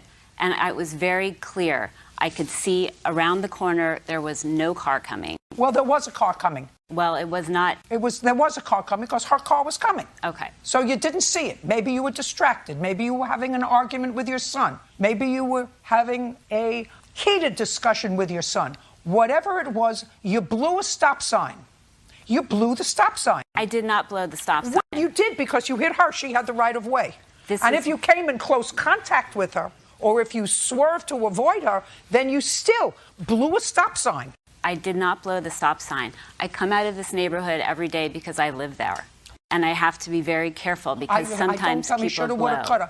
We're talking about June 27th, 2017. Make sure you're careful because otherwise you brought him here. I'll ask him questions. Do you understand? Nope. I didn't ask you to do anything yet. I made the turn and I was going and I saw a car speeding from my left side. Yeah, just a minute. Just to make sure you realize who you're telling me this story in front of. And I stopped and I didn't feel anything or hear anything. And so I was relieved. I rolled down my window and she said, "What the hell are you doing?" And I got out of my car and she backed up and she goes, "Look at the scratch on my car." And then she looks at my car and she said, "And there's no damage to your car." She said, "My husband is going to kill me." What kind of car were you driving? A Tesla Model X. Yes. Go ahead. And so I said, "Well, I have a microfiber cloth in my car. Do you want me to try to wipe your scratch?" And she said, "Sure." So I did that. Just a minute. Are you trying to tell me that a lady, for no reason, would say, "Let me go in my car," when there was no contact between your car and hers, and get a cloth and try to polish out a scratch? You telling me that you want me to believe that? That you did that? Well, I was... No way in the world. I didn't make that spot on the floor, but let me get down and let me wash the floor. Let me try to get the spot out of the floor, even though I had nothing to do with it. You trying to tell me that a lady like you tried to buff out a scratch on her car that she didn't cause? Do you understand where I'm going? I understand where you're going. Great. So we got out, we both took pictures, and she wanted to file a claim, so I gave her my information and the insurance. Why in the world would you give her your information, madam, if there had been no contact with the car? Because I didn't want to have an argument with her. I figured the insurance company could deal with it. If you told the insurance company that there was no accident, the insurance company said, our insurance said there was no contact between... Well, no, they investigated it. And I have the pictures from the insurance company of both cars. To see a picture of her wheel? I would love to see the full report of your insurance company. I want to see if you said to them there was no contact with the car. I have the pictures. I want to see if you told the insurance company that there was no contact with her car. I want to see if you told the insurance company that there was no contact with her car. I don't have a report from the insurance company. Then I'm not interested. Can I see a bill to fix your car, please? I do have a letter from the insurance company. I don't read letters from insurance companies. I have 2 estimates. You have the final bill there, Kim. Just a second. Just give me the 2 estimates, please. Not a good example, Miss Ramsdale. And here's a picture of her wheel and the fact that the wheel is tainted. Would you just do me a favor and give me an estimate? That's what I asked for. I didn't ask for all those documents. I asked you for the estimates. I'm sorry. Judgment for the plaintiff in the amount of $13.15. We're done. Mr. George, I'm going to speak to you. This is your stepdaughter. Yes. And this is your daughter? Yes. Your complaint alleges that there was an argument in your house. Yes. And that your stepdaughter and your daughter caused some damage to both the house and later to a car. Yes. Ms. Carroll says that this argument was precipitated by something that you did, that she really didn't cause any damages, all as a result of your bad behavior. So, Ms. Carroll, I'm going to start with you. Let me try to understand what this argument was about. On the 13th of May of this year, according to what I read in your mother and stepfather's petition, you came to your mother's home because some friends of yours had a baby. Yes, Your Honor. And these people didn't have the wherewithal to take care of this baby. Yes, the proper things. So you came to the house to see if you could give the baby to your mother. No, Your Honor, I didn't come to the house to see if I can give the baby to my mother. I asked her if it was possible to watch the baby because she did offer, so we came back. That's not what I'm reading. So you wanted your mother to take care of the baby until you came back from where? Just for the mother to have a break, just back to my house, just for the break. For how long? For a couple hours, that's what was discussed. That's not what I'm getting from here. What I'm getting from here is that the fight was about you wanted your mother to take care of the baby for an extended period of time, and your mother said to you, well, I don't mind doing that, but we'd have to do it legally through the court. Well, legally through the court is not for a couple of hours babysitting. Legally through the court means you wanted to leave the baby with them. Correct. Well, then which one is it? Listen. If you tell the truth, you don't have to have a long memory. If you're going to make up stories, you're going to look very foolish and it's going to be very unpleasant. Do you understand? Yes, Your Honor. Great. Now, on the 13th of May of this year, you came and you asked your mother to do what? To watch the child. For how long? For a long period of time. Did you tell her why? Because the parent didn't have anything for the baby at all, and I don't have anything at my house because I don't have any kids. And my mom has a 2-year-old, which is my youngest sister, so she has supplies and things for the baby that we do not have, I do not have. Well, did these people live with you, the mother of this baby, the father of this baby? How do you know them? I met her through another friend, and we're close friends. I mean, is there something wrong with her? She came asking for help to me because everyone turned her down for a specific reason, which I did not know that. They turned her down for what reason? I do not know the reason they turned her down, but that's my friend. When you asked your mother if she would take this baby for an extended period of time, what did your mother say to you? My mother says she will take the baby with proper documentation. So she wanted to go through court. Exactly. And what did you say to her? I said, okay, Ma, then we can do that, no problem. But the mother didn't have the stuff for the baby because she had a situation incident where she lost her apartment, she was homeless, and she did not have proper documentation because all the baby stuff and her stuff had gotten lost in the moving situation. That's what I was trying to explain to my mother. What stuff? You mean like a birth certificate? Birth certificate, social security card, and she did not have the money to replace anything else. She was messed up. Listen, if this is your good friend, why didn't you say, come and stay with me? I'm not in that situation right now, Your Honor. What do you mean you're not in that situation? You have no kids. You said to me, I have no kids. This is a good friend of mine. Exactly. And she was homeless. Why didn't you say, come move in with me? Okay, so back in New York, I have a program apartment to the point where somebody else is paying my rent. So I'm not allowed to have people live with me while I'm in that program apartment. So therefore, my mom pays her own rent out of pocket. I don't pay out of pocket. I get help. So therefore... You have children? No children. I'm single. Do you work? No, I do not work. I receive disability. In any event, at some point, the argument with your mother precipitated your stepfather, according to you, coming in to find out what this was all about. Exactly. Because mother said, I'm not doing this unless it's through the courts, so I have proper documentation. Your stepfather, according to you, came in and said, what are you trying to do? You want us to take this baby so that you and your friends could go out partying and having a good time? And then you and your stepfather got into a fight. Yes, because he then came out the room and said to me, why are you trying to take advantage of your mother? And I said to him, I am not trying to take advantage of her. This conversation is between me and my mother. No, it isn't. Mind your business. No, it isn't. Yes, it is. Because it's not between me. Is that your mother's husband? Yes, that's her husband. That's Then not my listen to legal me. Listen to me. Listen to me. I don't want you to sound stupid, because what you just said to me is stupid.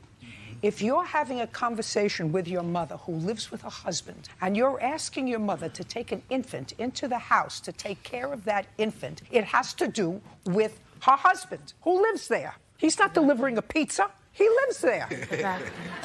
I'm sorry. So what do you mean it has nothing to do with him? So you told him to butt out, it had nothing to do with you, it only has to do with my mother? Yes. You mean you think that when a baby cries in the middle of the night, only one set of ears hears that baby crying in the middle of the night? Or two sets of ears? Two sets of ears. Yeah, two sets of ears. Where you're not, because you're living in prepaid housing for single people without a baby. Yes, Your Honor. Yeah. So he said, why are you trying to take advantage of your mother? And then what happened? Then I started speaking back to him, telling him basically... Not basically. You told him it was none of his business. It was between you and your mother. Yes, I did tell him that, Your Honor. Right.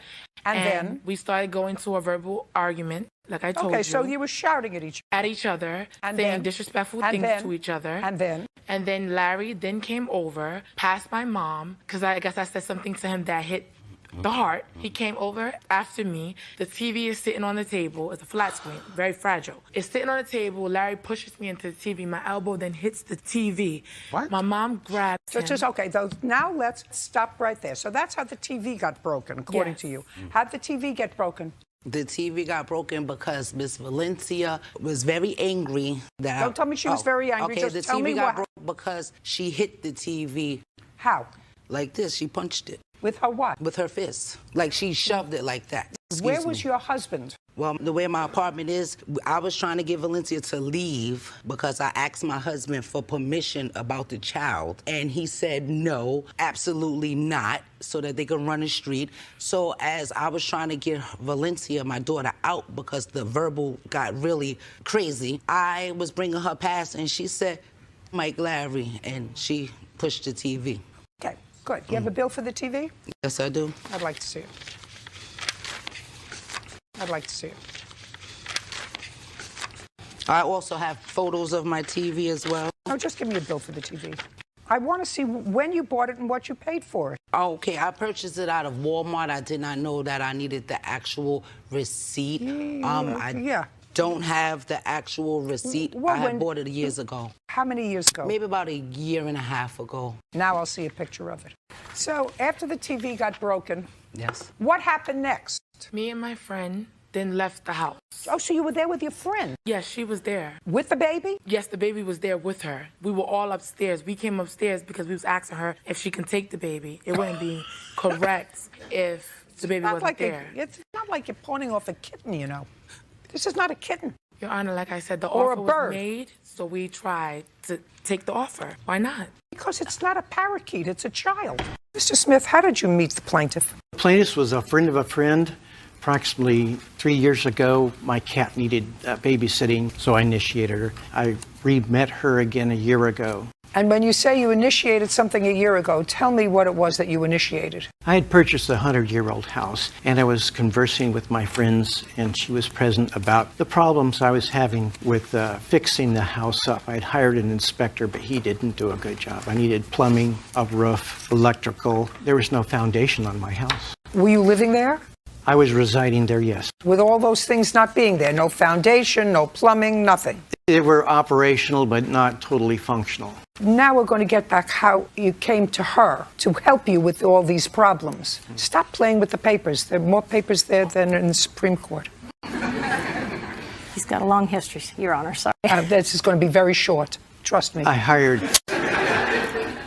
an agent to redo the roof, which I knew needed. She offered to do it. She said she was a contractor. She offered to do the roof herself? Or to? That's what she offered, with a crew of hers. With a crew? Correct. But she doesn't have a contractor's license, and she's been on disability since 1992. And I gave her a small portion of the job to put in a solar tube light in the roof. Did you hire her to do the roof job? Yeah, I did pay her, yes. How much? About $25,000. To act as a GC, general contractor, getting crews to do things in the house. Yes, ma'am. Do you acknowledge, Ms. Smith, that you were paid to do some GC work, general contracting work in his house? No, I was not, Your Honor. You were never paid? I reimbursed employees that... Don't try to double talk me. Were you ever paid by Mr. Smith for work that you or crews hired by you did on his house? No, Your Honor. I helped him hire the people. He said he needed people, and he wanted me to oversee the workers for work on his house. I did not employ him myself. He did. Just a second. I got it. I got it. I got her. I got it. I got her. How much do you get from disability a month? I don't get disability. You don't get any kind of disability. Be very careful. You don't get any kind of disability. I had disability. That's why I met Mr. Smith. Just a second. I asked you a question. What year did you start to collect disability? I was injured at one time in 1992. 1992. Mm-hmm. In what year, which is even more interesting, did you stop collecting disability? 2015. So, according to you, until shortly before you started to do work for him, you were collecting disability. I did not work. Now tell me why your disability benefits were cut off last year. That has nothing to do with this case. Oh, it has everything to do with this case. It has everything to do with your last answer. Because when I ask you, well, you paid money to GC, and you start dancing around because if you were paid $25,000 to GC a project, even though you paid other people, then you committed fraud on the federal government. They're going to come looking for you. It has everything to do with this case. You want to tell me why your disability was stopped, if it was? It had nothing to do with my case with him. Really? Your case is dismissed. You may be hustling for a long time, Ms. Smith, but you don't hustle me. You don't hustle me. You don't answer my questions, your case is dismissed. Now, according to you, you let her stay in the house while she was doing some GC work on the house. She of course said in her now dismissed claim that she was a renter and you illegally evicted her and therefore she wants $5,000. That's what her case was about, that I've just disposed of. Now we're going to get to your counterclaim. The counterclaim says that she proceeded to, after her keys were taken away, to engage in a course of conduct that was harassment. And at one point, she broke into your house and assaulted you.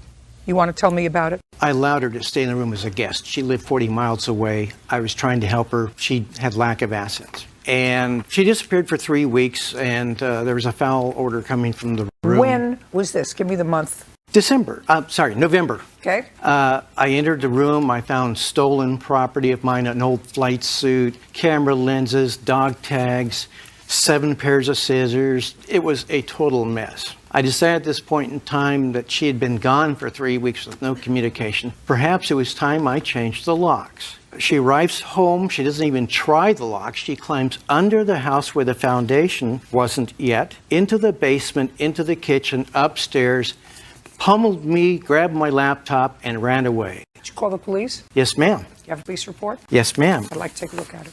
I'll provide you with all the police. No, don't give me everything. Just give me the first police report when she came in and came into the house. When was the last time you had any contact with her? In court, approximately 3 weeks ago. What court? She had filed another motion to dismiss my protection order. She showed up late beyond the roll call and argued with the judge that she was there, and when she wasn't. You filed the protective order. Was it finally granted?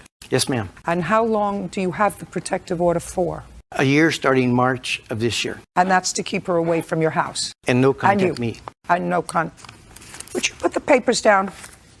Is there any reason whatsoever that you would want to have any contact whatsoever with Mr. Smith? Yes, Your Honor. I filed a protection order against Mr. Smith in December of 2015. Was it granted? Yes, it was. For how long? For 30 days, and I came down Just with a ocular second. migraines and could not make the hearing. I don't care. It was dismissed. Is that what you're telling me? Yes, just like his Fine. order, because it was default. Just I was not able to make it. He has an order of protection against you. That means he can't come near you, which he has not. There's no question in my mind that he has not come near you. Actually, I've got phone calls, Your Honor. There's no question in my mind that he has not come near you. So what part of put the papers down don't you get? You have no reason to look at papers. I've dismissed your claim. I'm merely addressing the countersuit. Well, I have evidence for the countersuit, Your Honor. You do? Yes, I do. I want you to tell me how you got into the house in November when you found that the locks were changed. I was not informed the locks were changed, Your Honor. I have... I want you to tell me how you got into the house in November when the locks were changed. That day earlier, the day before, when I was driving there, or actually from 3 days before, Mr. Smith was locked out of the house. He called and he wanted me to come home because he wanted me to let him in the house because he had lost his key. Yes. And then he had told me that he had crawled under the house. Well, when I came back in town, I was only gone for 3 days. And I have text messages and his employees that worked under me, the day before, he had taken my purse. Mr. Stevens had my purse and had sent it over to Marshall's house, which was my house, because I'd left it in Cooley Down with him, and he had sent it. Mr. Smith, when was the last contact you had with her? Approximately 3 weeks ago. And that was at the hearing. Okay, so this is really what you... Yes, ma'am. Pay careful attention. This is really what you have to do. You have to tell your lawyer that at some point, your lawyer has to move before the court not to allow her, without a judge okaying it first, to file a petition against you, to reinstate her protective order, to vitiate your protective order. Sometimes when people file serial orders and there's something wrong with them, judges will do that. They will say, before a clerk can file anything, it needs a judge's counter-signature. Do you understand? What does that mean? I would like to make one short comment. Yes. The judge at the last hearing stated she's a vexatious litigant. I mean, those are nice words. If they were said, that doesn't mean an order. Yes, ma'am, I understand. By a judge that says, before you may file another proceeding against Marshall Smith, you must get judicial approval to do that, which means the judge has to look at the allegations, look at the history of the case, and say, not again on my watch. Do you understand? Your counterclaim is dismissed. You have an attorney. Your claim is for sure dismissed. We're done. Mr. Pritchard, you know the defendant because he is the brother-in-law of this young lady who is either your girlfriend or your fiance, that's how you refer to her. That's correct, yes. And you have an order of protection against him because he beat you up. Correct, yeah. He assaulted, there's no such thing. He assaulted you. Yes. And I know that Mr. Abrahamson, I know that you assaulted him. Yes, ma'am. Right. And you say you assaulted him because he's a stoner, which I assume you mean he uses drugs. No, Your Honor, What does that mean? Well, he has You say he's a stoner who took your sister-in-law, that's this young lady, Yes, ma'am. down a bad path. Yes, Your Honor. But you called him a stoner. Yes, Your Honor. What does that mean? Well, he smokes a lot of weed. He That's what I does a thought, lot of drugs. drugs. Yes, ma'am. And is that the reason you beat him up? No, ma'am. What'd you beat him up for? No, ma'am. September 14th, 2015, I had a camera set up in my computer room. I have a couple slot machines. Money has been stolen previously from me. So I had that set up, and at the time, it was 8:25. The camera was turned over, slot machine was broken into, money was gone. I came home that day, looked in the slot machine, money was gone. I'm like, what's going on here? Well, did they live with you? No, they had to come to my house to get food for at their mom and dad's house. Their dad was in the hospital, so the mom wasn't there. So we had bought them food so they could bring back to the house. Were they living together? I am not sure. You don't know? No, ma'am. Are you sick? I was crying. What'd you beat him up for? 19. My question to you is, are you sick now? No. What's your first name? Molly. Take a breath. Is that your sister? Did you used to live with her? No. Did you ever live with her, Molly? No. Who do you live with now? I live with Josh. Do you work? No. I'm in school. What school do you go to? Minnesota Virtual High School in Minneapolis. Do you go to school every day? Yeah, it's online. So you're an online. You don't Yes. leave the house. I mean, no. But you don't go to school. No. And what does Josh do? He is unemployed at the moment. Whose house do you live in? An older lady, she's a friend of hers, like grandma, we're living with at the moment. How long have you been living there? Oh, 6 months, 5-6 months.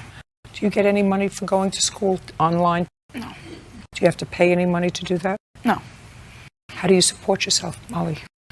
Food stamps, EBT, from the county. And how does Josh support himself? He is doing Social Security right now, disability for his back. For his what? He's trying to get accepted for disability for his back. What's wrong Social with his back? Security. He has, I'm not sure. He would have to explain it. What's wrong with your back? I have a congenital fusion, Your Honor, something I was born with, a birth defect. Causes a lot of pain. I'm currently on a 10-pound weight restriction ordered by a neurosurgeon. Well, there are a lot of jobs you can do without having to lift up 10 pounds. Not in the county that we live in, Your Honor. There's not much to go on, and the only job that I had going for me was the casino, and thanks to Mr. Abrahamson, I can't work there. Molly, do you think you're doing well with Josh? Yeah. Do you? Mm-hmm. You think that that's the right trajectory for your life? Yes. Do you? Mm-hmm. Okay, sit down. Do you see your sister at all? No. Because of him? I'm sorry? Because of him? Because of Matthew. So let's get back to the slot machine that was broken into. Sure. And I assume that what you're going to tell me is that it was your belief that Yes, the Your Honor. plaintiff Yes, Your stole Honor. your money. Yes, Your Honor. Tell me how you came to that conclusion. My son, he had to come home from school to get some picture for him. They had pictures that day. And he witnessed the car pull in at, what time was it? Do you want to? Stand up. The Tell me time- your name. Aiden Owen. Tell me about the day that the slot machine got broken into in the house. The money was taken. I went to school that morning and I, Where was your dad? at work. And your mom? At work. And how old are you? I went inside the house, climbed through the kitchen window because I didn't know that the key was inside the garage. And then I got the picture for him, walked down the street. Well, I locked the door. So you went out the door? Yes. And you locked the door behind you? Yes. And then I locked it and went back and I started walking down the road and I seen a Chevy Impala go by me that they used to drive. And obviously it was them. And I went Did you see who was in the car? No. Now, is this a well-traveled road? Yeah. How many times have you seen that car before? Probably every 2 months that I went to my grandma's. You said something about your grandma. Oh, I used to go to my grandma's every 2. And that's where you saw whose truck was it? Car. It was theirs, but they were borrowing it. From your grandmother? No. From whom? I have no idea. All I remember is they're borrowing it from a friend. What color? Chevy Impala. It wasn't a truck. I think it was a silver, grayish. How far from your house was it? Probably a block or 2 away. So you continued to go to school? Yeah. And it was based on that you assumed that he was the one who broke into the house? Well, not broke in. No, we left them the food, so they had permission to be in the house, just not grab the money. Oh, okay. So how did they get into the house? Key. We gave them the key. Or they had the key was at my house, so then they could get in because we were at work. Okay, so you had prepared food for them? Correct. Yes, ma'am. On the kitchen table. Was the food gone? Yes, ma'am. Yes, Your Honor. So the food was gone? Food was gone. As well as the cash? Yes, ma'am. So tell me about the assault. The assault. Assault is finished with it, which Correct. so I can... Correct. Go ahead. Yep. So we got home. Well, when I got home, I looked in the slot machine, looked for everything. Money's gone. I called Tasha to see maybe she had grabbed it. I asked the kids, maybe they grabbed it. Nope. Tasha comes home. That's why I have the video right here for coming home. We're looking. We called those guys. We called the plaintiffs. Said we'll be over at 7. We just got a voicemail. We'll be over at 7 to get our money. We want our money back. We go over there. Molly's sleeping. Josh wasn't. We didn't see him. So we went inside. Molly, where's Josh? She wakes up. What's going on? What's going on? And like, we know you took the money. We want our money. We were pretty not happy at the time. So we get it out of her. Oh, it's all my idea. We took the money. All right, where's Josh? Molly said.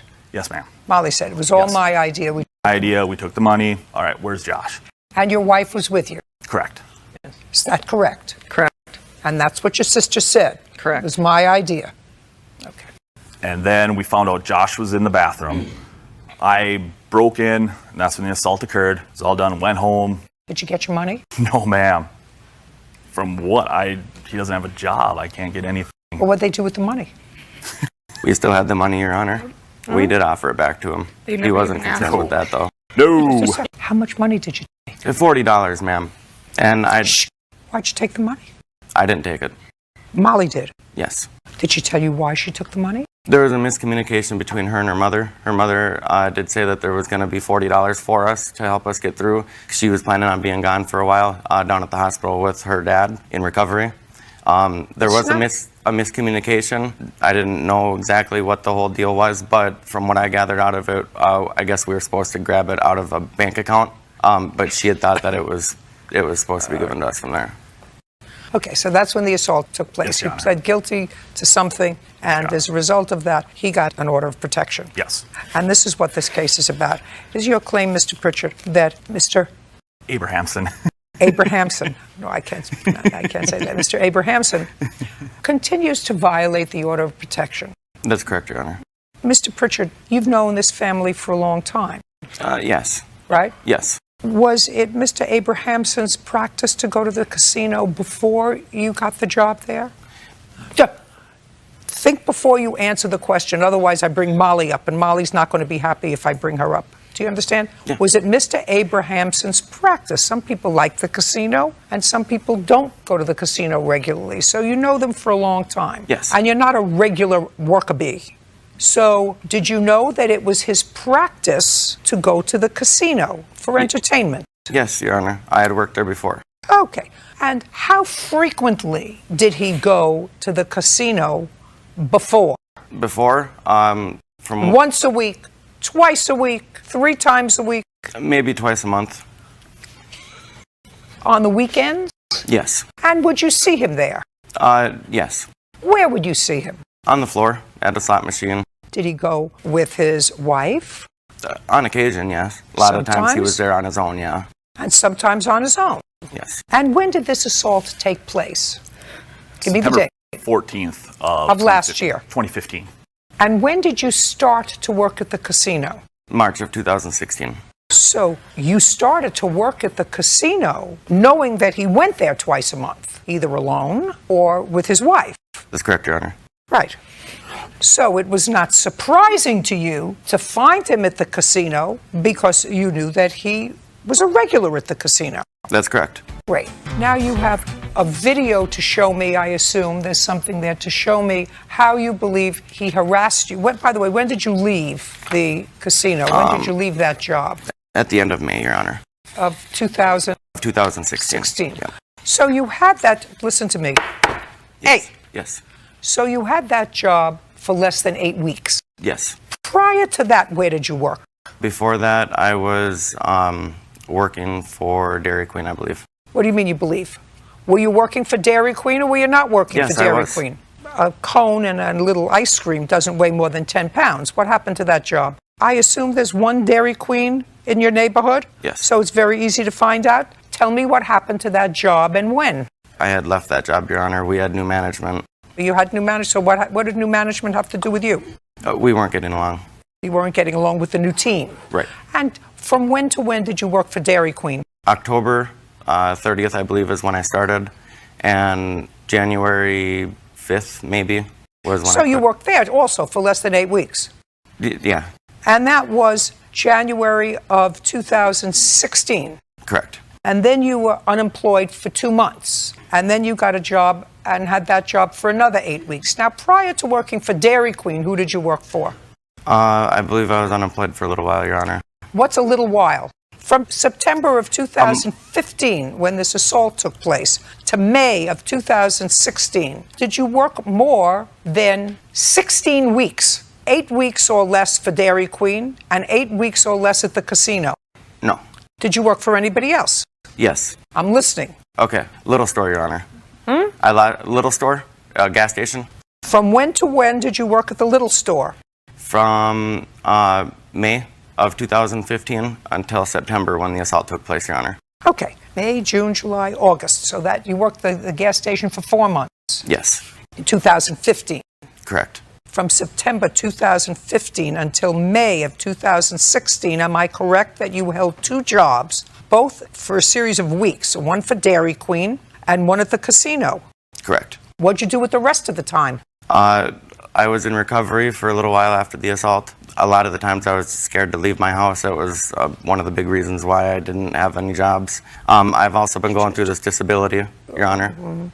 Well, then my question to you, and then we're going to look at your video. Then my question to you, Mr. Pritchard, is if you were scared to go out of the house, yes, what did you take a job for at a casino where you knew the defendant frequented? Mr. McDonald, I'm going to start with you, sir. Okay. You and Miss Perez worked at the same place. You were the manager of the place where you worked. What kind of facility was that? It's a check cashing. You were the manager, and what role did you have there? I was assistant manager. You were selling a car. That is correct. And Miss Perez and you came to an agreement that she was going to purchase the car. When was that, Mr. McDonald? We started talking about it probably about August 11th, 2016. Did she purchase it in August of 2016? Yes, she did. And she gave you a down payment? That is correct. How much? $2,500. And the agreement was she was going to pay you $200 a month. The agreement was that she would give me $100 every payday, which would be $200 per month, some months $300. And in the month of September, did the payment start immediately in September, or were they delayed until October? No, ma'am, they started till October 1st was her first payment. Did she make a payment in October? Yes, she did. Did she make a payment in November? Yes, she did. It was late. Okay, but she made a payment in November. That's correct. Did she make a payment in December? No. Do you have any proof that you made a payment in December? No. Then you didn't make the payment in December. Why did you not make the payment in December? I spoke with Larry and I let him know that my daughter, we had a situation out of town, and he was okay with me not making a payment. And I told him I'll make up for it in January. Did you make a payment in January? Yes, I did. Did she make a payment in January? In January, yes. Okay, January what? January 19th. And how much did she give you in January? $200. Had she had a discussion with you in December about some emergency that she had? She had a discussion with me to tell me that she needed time off work to take her daughter back to see her aunt and that she would be back at a time, but did not. Did she tell you well, you must have asked her what about the car payment for December? Yes, and she said she was going to be making it. And she did not? No. In January, however, she made the payment on the 19th. That's correct. And on that same day, when she made the payment, you repossessed the car. Is that correct? That is correct. And you didn't tell her when she made the payment to you that you were repossessing the car because you knew, according to you, that she was going to be fired from her job the following week. Is that correct? That's what you say. That's correct, but the fact is that she only had made up to January 19th and made 2 payments, so she was 6 payments behind. No, yes. sir. Yes, Not she was. according to you. No? I just asked you those questions, sir. I said, did she make a payment to you in October? Which You she said did, you one were paid. payment. You asked me if she made a payment, and I said yes, she made one. She made 1 payment in November. Of how much? $100 each, both times. So she made $200, and she was supposed to pay you how much? $400. $400 a month. So $200. No, okay, let me back up. October, she should have paid me $200, $100 for each pay period. Just a second. So she paid you $200. No. How much did she pay you? $100. Okay, so she only made one payment in That October. is correct. Got it. Now I got it. You have proof that you made 2 payments in October. Question. There's a question before you. Did you make 2 payments in October? No. In November, how many payments did she make? 1 payment of $100. Do you have proof that you made 2 payments in November? Because you were supposed to make 2 a month, right? Well, then he had every right to repossess your car. Because what he said was, initially, I said, well, if she made her payments in October and November, she missed December, but then she paid in January. She gave him $200 in January, and he took the car back right after the payment. That sounds a little sketchy. But you didn't pay him in October. You didn't pay him in November because you owed him money in both October and November. You didn't pay him at all in December, and you didn't pay him in January until January 19th. What did you expect him to do? No, Give you a gold star? I did make 2 payments, but I made 1 payment in October. You made a payment of how much? $100. In October, no, 135 plus 115 because we went half on the thermostat that went out. So I made a payment. Listen to me. I don't care about the thermostat that went out. You were supposed to pay him $100 a pay period. Yes. How many payments did you make him? I made one payment of $250 in October. $250. Show me. I can show you the text that I text him, and I can't show you. November. Nope. Well, you knew you were coming to court today, madam. This is your case. What you're suing him for is all my the money evidence was in the Jeep. I had receipts like this in the Jeep. I didn't think my Jeep was going to get taken, so I don't have evidence. I don't want to say yes, I did when I can't come here and prove it to you. But everything's in the Jeep. No, there wasn't. Shh. Sorry. Shh. There was nothing in the Jeep that was not given back to her. Everything that was in the Jeep. Sorry, Miss Perez. Your Honor, there is a few things. Sorry, Miss Perez. He didn't steal the vehicle. He repossessed the car because you hadn't been making payments to him as you were supposed to make payments to him while you were working for him. Yep. And then you were going to get fired, so we knew for sure you weren't going to make any payments.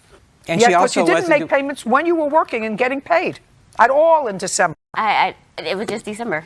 I made No. You have no proof that you made all your payments in October or November. And she had her insurance canceled 4 different times through this whole thing. I didn't. I've got evidence. Doesn't matter. She has no case. Now, you have a counterclaim. That is correct. Your counterclaim is for damage to the vehicle and impound fees. That is correct. What impound fees? Because she reported the car stolen, and the car wasn't stolen, she was told that... Just a second. Did you give her notice that you would repossess the car?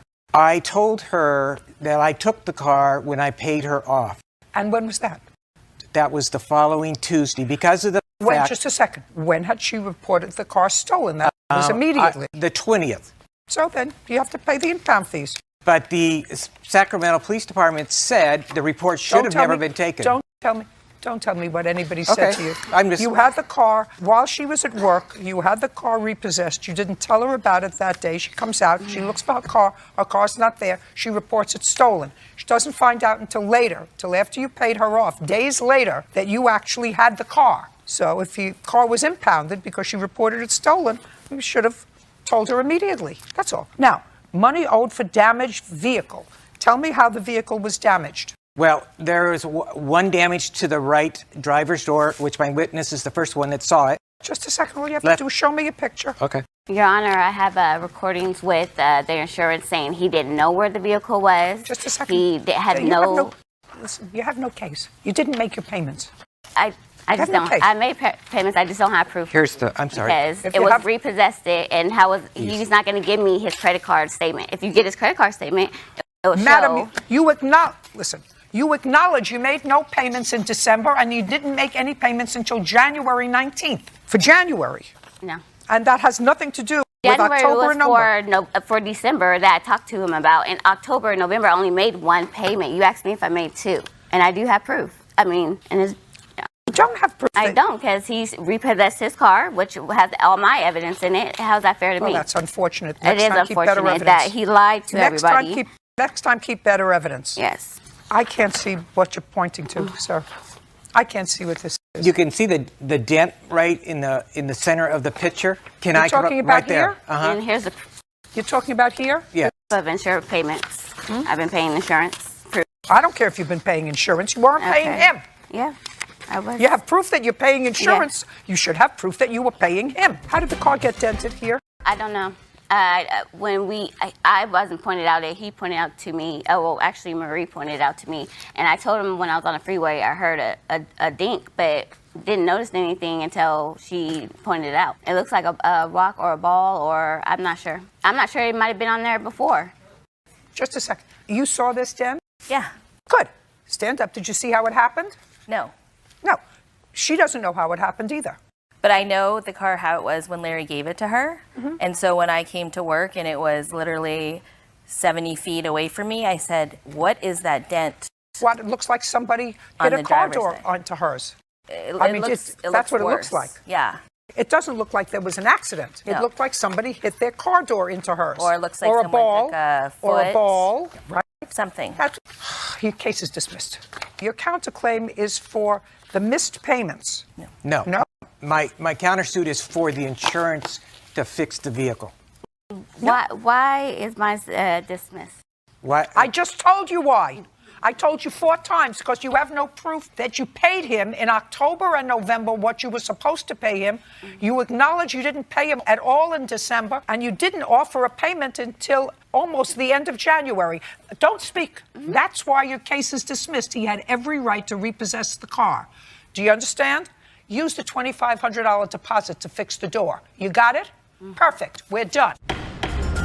Ms. Tickle, you boarded a horse at the defendant's facility, and you claimed the horse was injured while at that facility. Yes, Your Honor. And in addition, that when you tried to get the horse from the facility, the defendant sort of held the horse ransom because she claimed that you owed her money. Yes. And I read her answer, and her answer is clear. She said that the horse was, in fact, injured at her facility, correct? Yes. And that she immediately called your vet, correct? Yes. And that your vet said that in order for your vet to come out to look at the horse, she would have to pay a past due bill of yours in addition to that visit that the vet would make. So what's the name of your vet?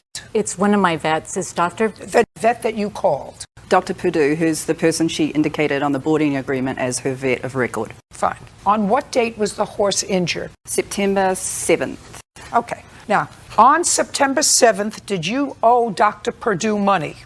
That's very easy. I can make a call. Yes, Your Honor. How much money did you owe Dr. Purdue? $280. How long did you owe Dr. Purdue the $280? It was 6 months or so, 9 months. Why didn't you pay the doctor their bill? I had sold my house and had moved. Well, and okay. You didn't pay the bill. Okay, so Right. she's absolutely correct. Called the doctor. The doctor said she owes me money. I'm not coming out to see this horse unless you pay what she owes me plus the visit. Which was $900, not $250. Not $280. Not $280. It was $900. That's what they told me. And it was a year in arrears. Now, on September 7th, did Miss Tickle owe you any money for boarding the horse? Yes, she had not paid September's board, which was due on the 1st. Did she pay August's bill? She did, but I think it was late. But she paid August's bill, so by September 7th, she really wasn't that much delayed. Not too late, no. But No. she had disappeared and the horse was supposed to be picked up on September 1st, and I hadn't heard from her and couldn't reach her. Just a second.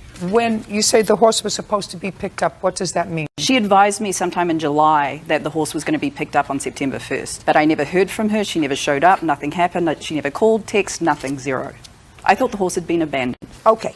Now, on September 1st, had you made an arrangement, because I read your complaint, to transfer the horse to another facility that was closer? That's what you say. So be careful your answer. Right. The date, though, is incorrect. It was an oral statement that I don't care if it's oral or not. Did you tell her that you were going to be picking up the horse on September 1st because, according to you, you were looking for another facility that was much closer to me? Because you told her But that. not on, I said I need to find the right facility. My horse has known allergies, which she gets hives, Your Honor, that are all over her body, and it's a health problem. The hives break open. She's not able to lay down. They get So why infected. didn't you pay your vet? I paid my vet when I got the bill.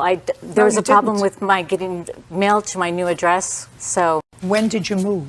I moved in August, put everything in storage. In September, I moved. Well, this bill was due in December, Right, according this to was you. in So you would have December. gotten it January, February, March, April, May. You would have gotten the bill. Right, Your Honor. Okay. Usually, I was present when the vet would come out. This is the first time a vet has ever seen my horse. I've owned her 10 years without me being present. Ms. I Tickle, have. let's go. How much did you pay the defendant when you went to pick up the horse? When I went to pick up the horse on, Yes, in September. when I actually picked her up in September. How much did you pay her? Well, let me go back. Okay. Ms. Joint, how much was her monthly boarding fee? $325. So she owed you that in September? She owed me that, yes. Okay. Now, do you know how the horse was injured? It had a large hole in its chest. I have no idea how the horse was injured. No one was there, no one saw it. It's impossible to know. Horses unfortunately injure themselves quite regularly in their paddocks, and you don't know necessarily how they did it. I'd like to see what you wrote up about the horse's injury. What I wrote about Did you have a log, I assume, that you keep with regard to the horses that you board? I don't board horses regularly. This was a one-off situation. She was a companion horse for my horse because another horse went away, so they didn't like being alone. But it's not a regular thing. It's kind of like a roommate situation. Do you have a contract? Yes. I'd like to look at it. Okay. I met the defendant because she advertised a stall for rent, boarding stalls in Craigslist. How long did you keep your horse there? From January 13th, 2014 until So it was there for a very long time, and Yes. clearly you were satisfied. Yes. Otherwise, you would have moved it. Right. Everything was fine up until I got hurt. This is your contract.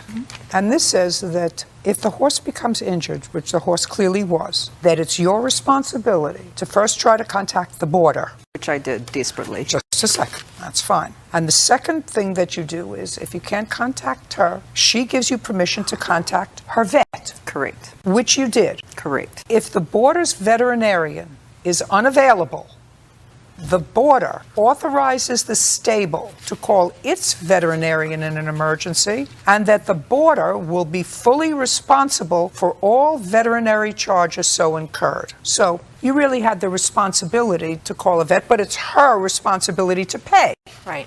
Right? Absolutely. Correct. So the part of your request for vet bills, she's not responsible for those pursuant to this contract. You are. Right, Your Honor, but her boarding contract, she doesn't have a home occupational permit to run a boarding stable in Simi Valley, and that's required to... Hey, you kept the horse there for 9 months. Right. When did you have this epiphany that she wasn't allowed to do what she was doing? When did you have this epiphany? When you had a problem? What I'm telling you is you have a contract, and your contract says that you pay the vet bill. Right now, you owe her $325 because your horse was there in the month of September. Has this happened? You paid it? Yes, I did. Great. How much did you pay her? I paid $325. I sent it to her through bill pay. Is that correct? It was cancelled. I have an email from my bank saying it was cancelled. I canceled it, Your Honor, after... So you owe her $325? No, I paid that... She gave me a billing, Your Honor, when I came. She never Pick up the horse. She said to you, you're not getting the horse unless you give me so much money. Right, and she added on erroneous charges and add-ons. How much money did you give her? I gave her $1,584. Okay, now we come back to you. What is $1,584 for? I have a line item billing of everything that I did for the horse, being that I had understood the horse was abandoned for the last 2 months. Well, I don't care what you understand, actually. I don't care what you understand. 7 days is not abandoned. She had not been to see that horse for months. That's not true. That's actually impossible because she told me that a month prior or 2 months prior, she had a conversation with you that she was moving the horse. I believe it was a text exchange. I don't care if it was text or by smoke signals. She had not been to the facility to see her horse. Listen to me. It doesn't matter. So far, she owes you $325 for boarding for the month of September. I'd be happy to show you the billing with the receipts that I have. She paid you in August. I apologize. It's complicated because we had Just a second. No way. No way. So baloney. Take it back. She owes you $325 because the horse hadn't been there the whole month of September. According to this, twice a month. She also paid hay in addition to the bull. I understand that. And I fed her horse and I gave it medical care, which it was essential or the horse could have got an infection and been very sick. Let me tell you what you were required to do pursuant to your contract. You were required to get a vet. I did. I called the vet and No, I read your I answer. spoke to the vet. I read your answer. And he gave me his recommendation. I read your answer. You don't get paid for that. You personally, unless you paid administering it, just care a to second. a horse Listen to me. that's left at my property Listen that's to me abandoned. carefully. Unless the vet sent you a bill, you don't get paid for that. How do you? Did the vet send you the bill I'm for the supposed to I'm treat the horse for speaking. free? Just answer the question. Did the vet send you a bill for the conversation that you had with the vet to tell you how to fix the injury, this large gaping hole in the horse's chest that happened while it was under your care? No. Did the vet tell? The answer He is gave no. me free so advice because he 1584 knew less I thought it was 325, abandoned. which is actually what she owed you, which she didn't pay, which is $162. So far, $1,261. Then you do have to feed your horse. Yes, Your Honor. Yes.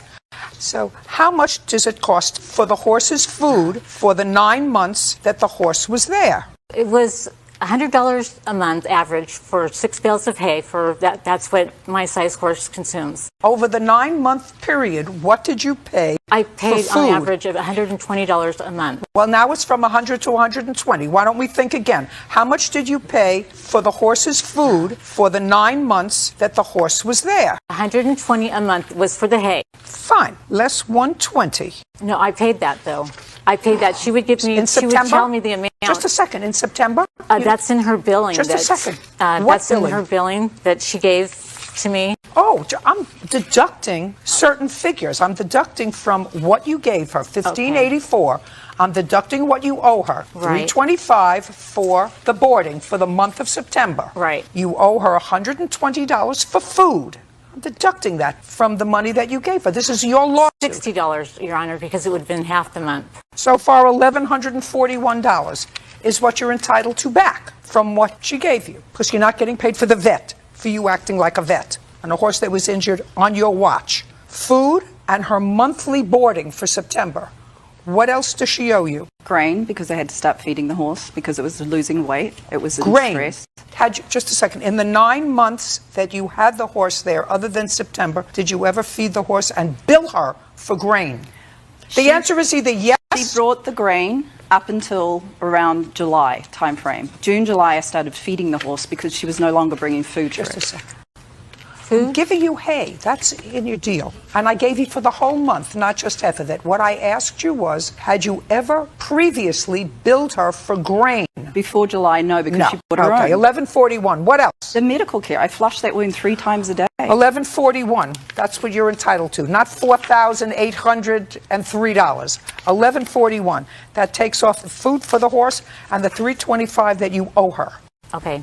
It actually says in my contract that I'm entitled to bill for medical care I provide the horse if I have to. No.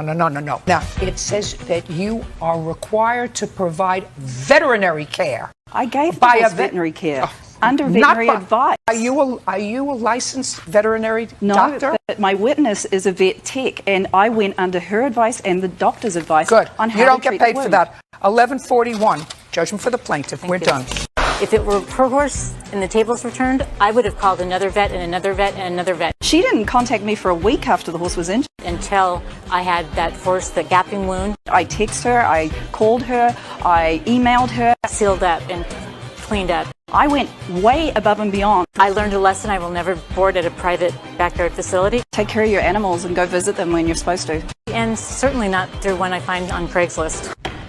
Ms. Pickrell, you rented a room in an apartment that was either owned or rented by the defendants. And it is your claim that it didn't work out, but it didn't work out in a sort of uncross your arms. It didn't work out in an almost unseemly way. And you were told to leave the apartment. You had already paid your rent for the month of May. Were the authorities called? Yes, the authorities were called on the 23rd until of May until the 27th of May. Every day until I was forced out of the residence. Okay. And what you want is you want your rent back because you had already paid June's rent? Yes, correct. And what was the rent they were charging you for the room? $650 for the room. When had you moved in? In what month? I moved in March 1st, 2015. So March was okay? Yes, March was fine. And then you moved your boyfriend in? Yes, He is staying there. But with their permission, they charged him an extra $100 a month for increased utilities. Yes. When did you move your boyfriend in? He moved in towards the middle of March, and then they accepted your rent for April. yes. Is it correct that you accepted her rent for April? Yes. That's either a yes or a no. No. He says yes, you say no. You want to discuss it with each other? Because she has the dates wrong. She moved in April, not March. Could you please answer my question? Did she pay April's rent? Yes. Yes, she paid the first rent. Did you? That's the month she moved in. I'm only going to listen to one of you. Who's Okay. going to tell me the truth? Figure it out. Lorna, if you're getting the dates wrong, you can say yes. She paid April's rent, which you accepted, $650. Yes. And she paid May's rent, Yes. $650. Yes. And did she pay April's rent by check or cash? Check. And did she pay May's rent by check or cash? Check. Check. And did she pay June's rent? No. You have check to show me for June? Yes, I do. I'd like to see it. It was not a rent for the month. It was a deposit, security deposit. I clearly explained that to her from the beginning. I don't care what you explained. I want to see the check. Okay. I have all three right here, Your Honor. May I see them, please? This does state that it was last month I gave it. Can I just see what you have? Perfect. Well, April 3rd, you have $500 for rent, okay? Then it went up to $650. Is that because the boyfriend moved in? That's because I gave her the $150 in cash. I only have the check for the $500 for the last month. So you have March 31st, and March 31st was for April. April? Yes. And then I have April 3rd. Why would you pay her March 31st and then April 3rd? That was a security deposit. I'm sorry. It's because she wanted an additional $650 for her last month's rent in case anything was to come up, and that's that check. Or for security. Doesn't Yes. make any difference. Perfect. And then I have on May 1st. But what I don't have is June. Where is June? June is right. You could either have June or you can have this as security deposit. Which was it? It can't be June. Security deposit was not $650. She added $150, and that's what I did give her in cash. That's fine. rent. But so you did not pay June's rent. I did, and I wrote last month's. In the memo, I wrote last month. Either you paid security or you paid last month's rent. I paid last month's rent. Okay, fine. You paid last month's rent when you first moved in. Is that what you're telling me? Is that how you evaluated it? That you paid last month's rent when you first moved in? You paid no security deposit? I paid last month's rent in the middle, and that was April 3rd, because she wanted to bring that up in the middle. You can't have it both ways. Either you paid last month's rent or you paid security deposit. Which one was it? Last month's rent. Fine. So there's no security deposit. Now, and you moved out in May. So you want your 1 month's rent back, which is $650. Correct. There's a claim here for filing a false restraining order against you. Is that correct? Yes. But you all went to mediation with regard to that. Am I also correct? Yes. And you resolved that case with a mediator. Is that also correct? Yes. So I'm not entertaining that unless they filed another restraining order against you. Did they? No. So that case is resolved. The next part of the case that I'm going to entertain is your property. Now, when you moved in, what property did you move in with? I moved in a queen-size bed. Okay. Where is her bed? Moved everything out. She took it with her. She took it with her. everything with her. How did she take it with her? She was moving out for 2 days. She had 2 days. She took That's 2 not days to correct, move all Your her Honor. stuff out. He helped her. I even helped her. I have a video of them forcing me out, Your Honor, if I could play it. Yeah, after her sister barged in her apartment. Absolutely. I would like to see And it. broke everything and beat him up. Listen to me. I don't see a counterclaim here. I'm going to look at the video. He says he helped her move. Just a second. Tell me on what date this video was taken. This was May 27th, and this was around 8:30 p.m. On what date do you claim you helped her move her stuff out? I'm not talking to you. I'm talking to him. On what date do you claim you move her things out? What date? I don't remember exactly. I want you to remember dates. exactly. We're not talking about something that happened 20 years ago. On what date did you help her move her things out? It was a year ago. Last year. It was. Remember the day of the week, Marty. Remember the day of the week. It was Remember a what Tuesday? happened exactly. It was a Tuesday. Okay, let's see. Your Honor, I do have a receipt here. The police advised me to purchase a new doorknob with a lock. Don't tell me what the police advised you. Okay. Sorry. Well, shortly after that you moved out. Did you move out that day? That night, I was physically forced out. Okay. Did you ever go back to the apartment? I went back on May 29th with a police escort to retrieve my belongings, and they served me with a temporary restraining order and said the room was empty. Okay, fine. Very good. Uncross your arms. I'm not feeling good. Okay, then you can sit down.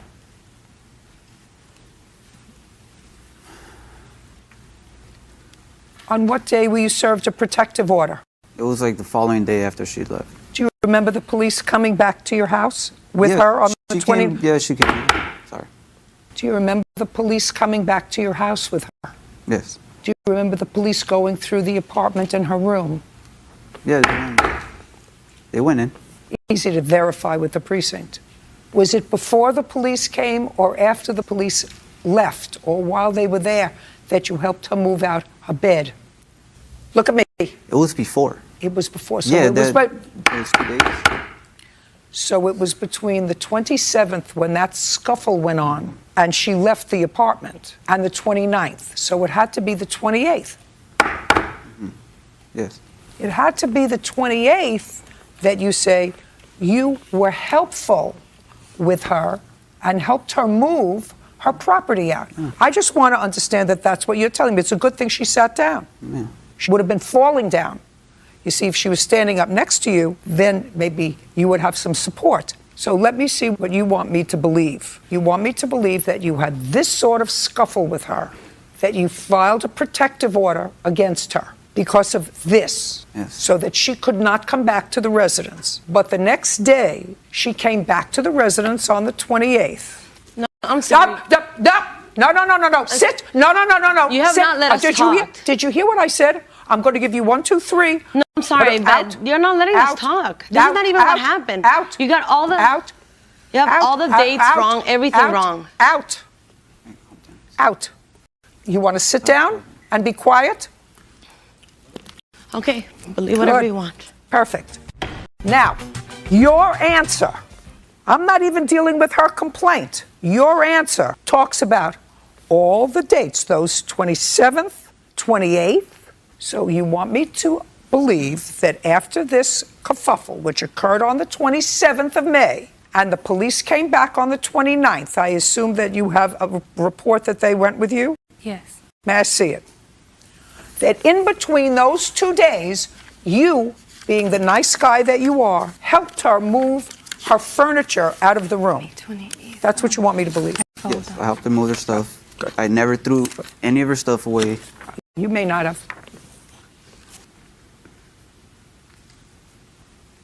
Now, Mr. Torres, whether the $650 was the last month's rent, which was June, or security deposit, you do not have a counterclaim, which means that there is no claim made by you that there was any damage caused by her to the house, to the apartment. Yeah, we do. We got the evidence right here. Just a second.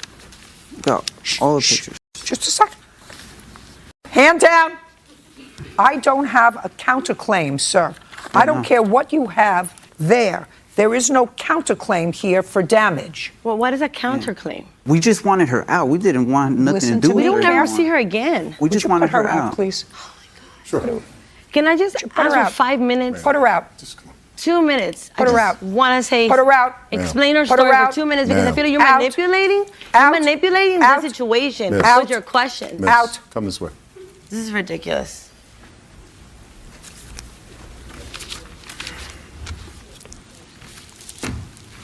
You have no counterclaim for any damage, which you would have had to have served her to say she's not due back the $650, which we're claiming a security deposit because she caused damage to her room that we are going to be responsible for. You did not file that against her. Therefore, she's entitled to her rent/security deposit back because she lived there a certain amount of months. She never signed anything, though. We had a verbal agreement where she had a cat that she didn't even have a pet deposit for. Mr. Torres, listen to me carefully, sir. Counterclaim. We're taking it out of her security. You did not take it out of her security deposit because no court said you could take it out of her security deposit.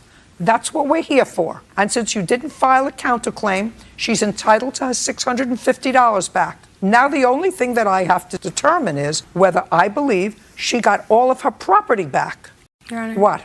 I do have a receipt that shows at 3:22 on May 27th, I purchased a whole new doorknob and lock. I So don't locked my care. I property told you in. before I don't care about the doorknob and lock. All I care about is the furniture. Now the question is, when you went to mediation on the protective order, did the mediator discuss your furniture? No, they did not discuss my furniture. Why? They said I should proceed with that in small claims court. With regard to your furniture? Yes, with my property.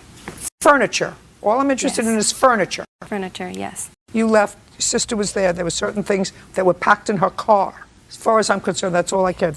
Your sister came over Yes. that night and packed things in her car, but she didn't Right, pack yeah. your bed in your car. No. Now, did you get your bed back? No, I did not. What other furniture didn't you get back? It was my bed. I had this little desk, and also it wasn't furniture. The rest was just clothing and bathroom Just the belongings. bed and the desk? Yes. Where'd you get the bed from? I got the bed from a family friend. She gave me a bed, so I don't have a And receipt. fine, and the desk? A family friend, too. Great. Okay, you owe us $650. Judgment for the plaintiff. We're done. Thank you, Your Honor. You had a sister. Your sister lived in California. You and your wife lived in Florida. Your sister became ill, and she was diagnosed with cancer. You and your wife relocated from Florida. Are you retired? No, not retired. Did you get a new job in California? My wife is a contractor, so we move around quite a bit. So you came to California and you had another project Correct. in California. Okay. And how long was that project for? It's ongoing still. So you moved to California because you had a new project. Correct. Okay, well, then this is sort of misleading, Mr. Riley. I'll get to the whole thing. This is probably going to be more interesting than I even thought it was going to be.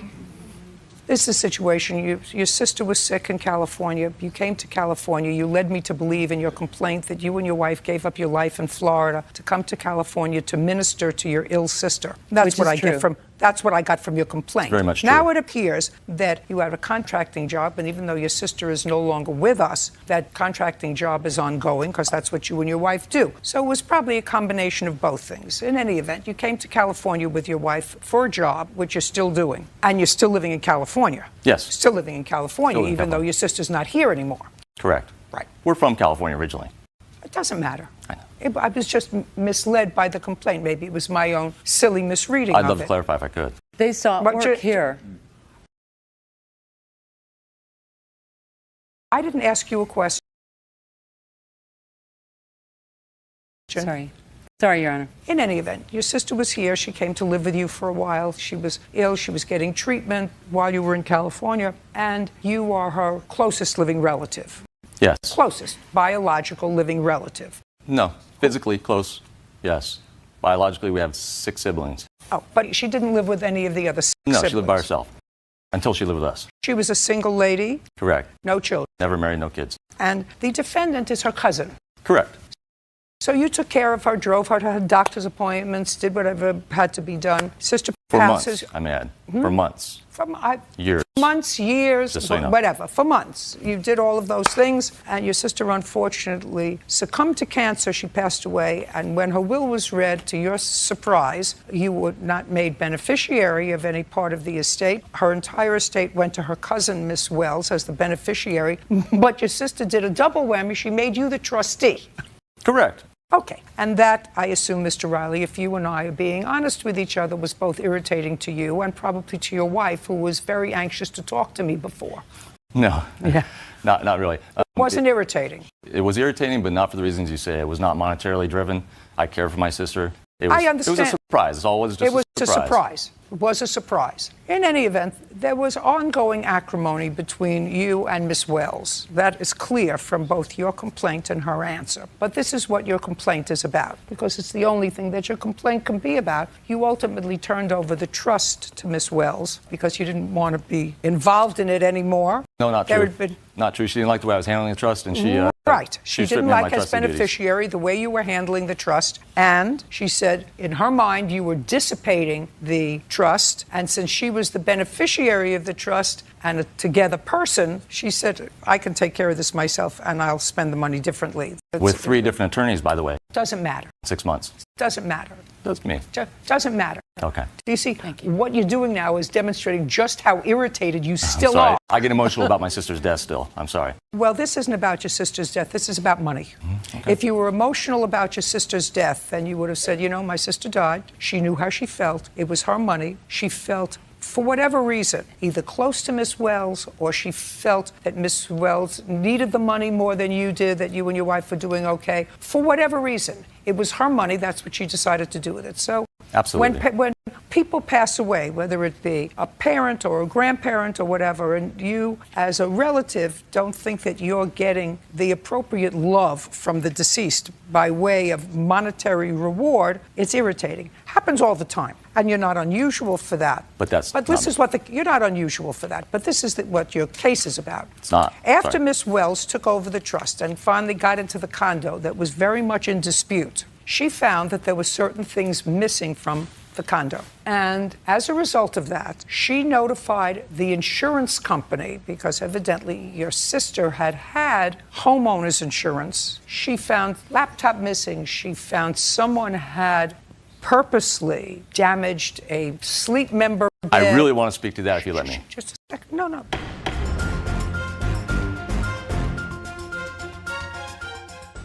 Whatever it is, she found certain things missing in her mind. And she made a complaint to the insurance company, filed a claim with the insurance company, who did it, as they have to, an investigation before they pay out a complaint. And when you call the adjuster who is going to examine your complaint, what she did, and I assume she did make a police report. Yes, indeed. Name me as culprit. Okay. Can I see a copy of that police report? No, because I don't have a copy. Do you have a copy? I do have a copy. May I see it? You were denied a copy? I was denied a copy because I was the culprit.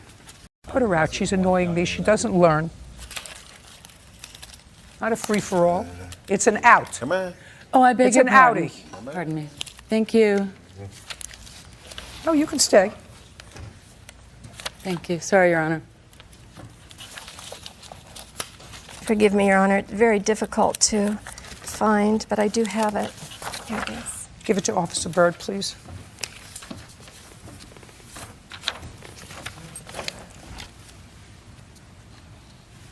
May I ask what date that was filed? Okay. So what she says in this Sheriff's Department report, have you seen it? I have not. Okay. Well, I'm going to tell you what it says. I appreciate that. It says she inherited the apartment from her cousin who passed away. Prior to moving in, she says where she lived, and she had seen photos of the apartment, she the defendant, and its contents, and through email exchanges prior to her cousin's passing away. On May 26, 2016, Anna moved to the apartment. Sorry, when? She looked around on May 26, 2016. Your Honor, That's what may I it- correct that? I didn't move Just, there. I was only I'm reading, walking. listen to me, don't correct anything. I'm reading to him what the police report says. Yes. If it said something and it wasn't accurate, you should have corrected it at the time. Oh, yes. On May 26, 2016, Anna moved to the apartment. She looked around and inventoried the items in the apartment. She saw items were missing from the apartment that she had previously seen in photos. She believes another cousin of hers, Thomas Riley, who had access to the apartment prior to Anna's arrival, entered and damaged the mattress on the bed by cutting out a portion of it with an unknown object. She's lying. She also believes he took various other items from the apartment. She does not know for certain if Thomas took the items or damaged the mattress, but she stated she was in a battle with Thomas over being appointed trustee of her cousin's estate. Anna did not desire prosecution and did not want Thomas contacted over the matter. She stated Thomas is emotionally unstable and did not want to aggravate Yeah, him. right. Anna wanted the matter documented for insurance purposes. If I may. You don't have to. I'm formulating a picture. Do you understand? I understand. And as very often happens in a legal landscape, the landscape is changing, Mr. Riley. True. And it's changing in your favor, sir. Okay. Now you got a windfall.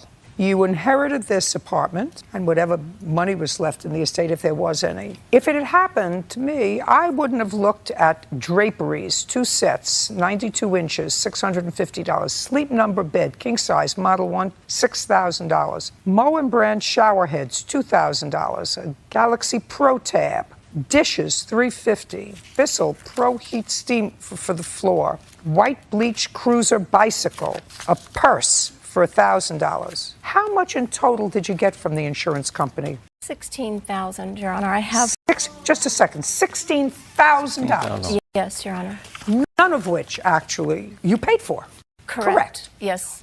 All of which your cousin paid for. Yes, correct. Yes, correct. And the single most expensive item was a Sleep Number bed. Correct. And you gained access to the apartment in May of 2016. I said gained access to the apartment. That's what it says in the police report. It says Anna moved to the apartment. Your Honor, was the first time I was ever at the apartment. June? June 24th. June 24th. This is my problem with you. Yeah. Yes. You're getting ready for the problem. No, I can explain. No, you can't. There is no way you can explain it to me. Because if I came in and I found all of those things missing and found the $6,000 bed destroyed, I would have made a police report that day. Your Honor, Just a second. I would have made a police report that day. You made a police report 2 months later and were very, very clear that you were making the police report for insurance purposes only. Made it very clear to the police. Your Honor, I can explain the dates. I didn't understand that I had to make the report from that location. I left because I had appointments and I was old are you? Working full-time. How old are you? Well, hate to say, listen, I'm old enough. I'm old enough. Nothing that you can say to me, Zippo, that you can say to me after being involved with him for an extended period of time in a contentious situation, that if you walked into the apartment and you found somebody had taken a knife to a $6,000 bed, that you wouldn't have called the police right away. Right away. I called my attorney. Actually, I was on the phone with my attorney, and she told me. Don't tell me take a what she picture. told you. Listen to me. I'm not interested in what she told you. That's hearsay. There is no way that you would not have made a police report. Now, what is his case about? His case is about the following. As a result of you making this statement, and in order to clear his name with the insurance company, because the insurance company paid you. Yes. You wanted to collect from me. That's why you hired the attorney. I understand. I said the landscape Your is Honor. changing. The landscape is changing. Do you understand? I do. I'm sorry. Your Honor, the insurance company told me to take my time in making the report. Just a second. Just a second. Don't tell me what the insurance company told you. That's hearsay. Second, Yes. because I heard you, I don't believe you. No, I had to listen to me. investigate I and don't get all listen of to the me. pictures. I don't believe you. Let's be clear. Okay. I don't believe you. So you paid $800 for to my legal attorney. fees. You have a copy of the bill. I do. I'd like to take a look Your Honor, at it. I have pictures to show the Speak not. condo. Speak not. Police report. The day you found it. Not interested in your pictures. Not interested in your request for $2,000 more When I for called the the deductible. department. Not interested. Okay. Did you sell the condo? Yes, I had to. Don't tell me had to. Did you sell the condo? I sold the condo, yes. Okay, let's see. You sold the condo for how much? $4,075. 407. The net was $120. So you got 100. Shh. Yes. Don't speak. You got $120,000. Yes. And I had just- to that point, I had paid $75,000 in mortgage fees, HOA fees, late fees, Great. interest, so you still have insurance, $75,000. utilities. Hey, you're still $75,000 in the plus column. Yes. Plus $16,000 from insurance. Yes. I know exactly what happened. $800. Judgment for the plaintiff. Your counterclaim is dismissed. We're done. Thank you, Judge. Mr. Campos, what do you do for a living? I'm a lawyer. Where? San Antonio, Texas. Hope you don't use that against me. No, I'm going to hold your lawsuit against you because it's stupid. Well, to me, it's personal, and if you got a bad haircut, I'm sure you would be happy. It's stupid. Your lawsuit's stupid. And I actually am surprised. I didn't know what you did for a living, so I'm actually surprised that You acknowledge that you were a lawyer. I would have thought that a lawyer had more respect for courts than to bring this kind of lawsuit, which I'm going to outline very briefly. You went to the defendant to have your hair cut. Whatever hair you have left, you wanted to have cut. And she cut your hair too short, so you're suing her for $5,000. Now, that's a ridiculous lawsuit. It's a ridiculous waste of judicial time. Only thing is, this is a television courtroom, so we actually have fun doing sometimes ridiculous cases, which I'm sure is the reason you came here. Well, no, in America, we entitle different Just a opinions. second. Listen to me. Mr. Campos, this is not an audition, and I've already got the job. Got it? Got it. Did you pay for the haircut? Yes, I did. How much did you pay for the hair? $10. And when you paid the $10, she had already cut your hair. Yes, she had shaved my head. Just a second. She had already cut your hair. Yes. And when did you get this short haircut? It was a couple of days before Christmas, about December 21st. And right now we're 3 months later, and is this the usual length of your hair? Yes, it is. Shaved my head. Great. Now you're going to show me a picture of what your head looked like after the defendant cut your hair. Okay. She gave you a very short haircut. It's not shaven, but it's very, very short. It wasn't a haircut, it was a shave. Impossible. Did you use a razor on his head? No, of course not. That's not a razor. And ma'am, Sam Jackson's hair is cut with a razor. No, ma'am. No. I didn't accuse her of using Just a razor. just I did an electric shaver is what she used. Right. That's fine. Your Honor. Okay, just a second. Not necessary. And it took probably about 3 weeks for your hair to grow out. Your opinion, I don't know, maybe a month. Whatever. It took a month for your hair to grow out. And were you working during that time, Mr. Campos? No, that's just a second. Were you working? That's a yes or a no during that month. Well, I'm self-employed, so some days I work, some days I don't. Yes, So I was working. The answer was you were working. And you didn't work over the Christmas holidays. I wasn't claiming lost wages. Mr. Campos, it's not an audition, sir. I'm not I don't think you're auditioning, cute. I'm just I don't responding think- to what you I don't say. think you're cute. I'm not trying to be cute. Great. You're Good. trying to be cute. Good. You are cute. Mr. Campos, you are absolutely correct. That's why I have the job, and you get $10, and that's the judgment of the court. Goodbye. You don't want to We're hear done. the facts? We're done. Ms. Griffin, it is your claim that the defendant who you had hired on several occasions to do hair straightening for you straightened your hair the last time, and as a result of straightening your hair, you lost some hair, and you want to be compensated for that to the tune of $5,000. She says that she used the same product on you each of the 3 times you came to her salon, that the reason, in all probability, that you suffered hair loss is that you had your hair braided in between the second and third treatment that you had. And she has indicated that she has proof that you had hair braiding done between those 2 times, probably why you suffered hair loss. I assume that neither of you have a doctor or an expert here. Is that correct? Correct. Now, the first time you went to the defendant's salon was on what date to have hair straightened? Approximately June the 23rd. Of what year? 2016. And when was the second time? August 17th. How long have you been going to her salon? Since June of 20. In June of 2016, was that the first time you had your hair straightened? Approximately for 3 years prior to that. So you had your hair straightened 3 years before? Yes. At what salon? Her salon. How many times? Maybe 10. And then you stopped for 3 years? Yes. Why? Her prices were high, and I wanted to go natural. But then you went back? Yes. Because for the 10 times she had done it, you were satisfied? Yes. When was the third time you had it done? Approximately October the 20th. Between June 21st and October 20th, did you have your hair braided? No. Did you have any other process done to your hair? Shampoo and wash only. Where? At Plaza Salon. When was that? Approximately September the 4th, I did the first roller set. So it wasn't just a shampoo.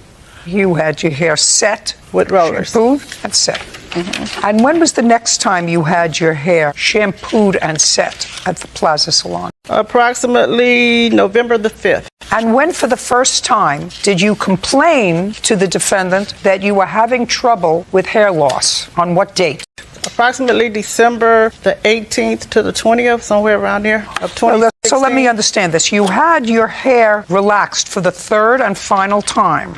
Yes. October 20th, October to November, November to December. So 2 months later was the first time that you complained to her that you were having hair loss problems. That's when I called her because of the way.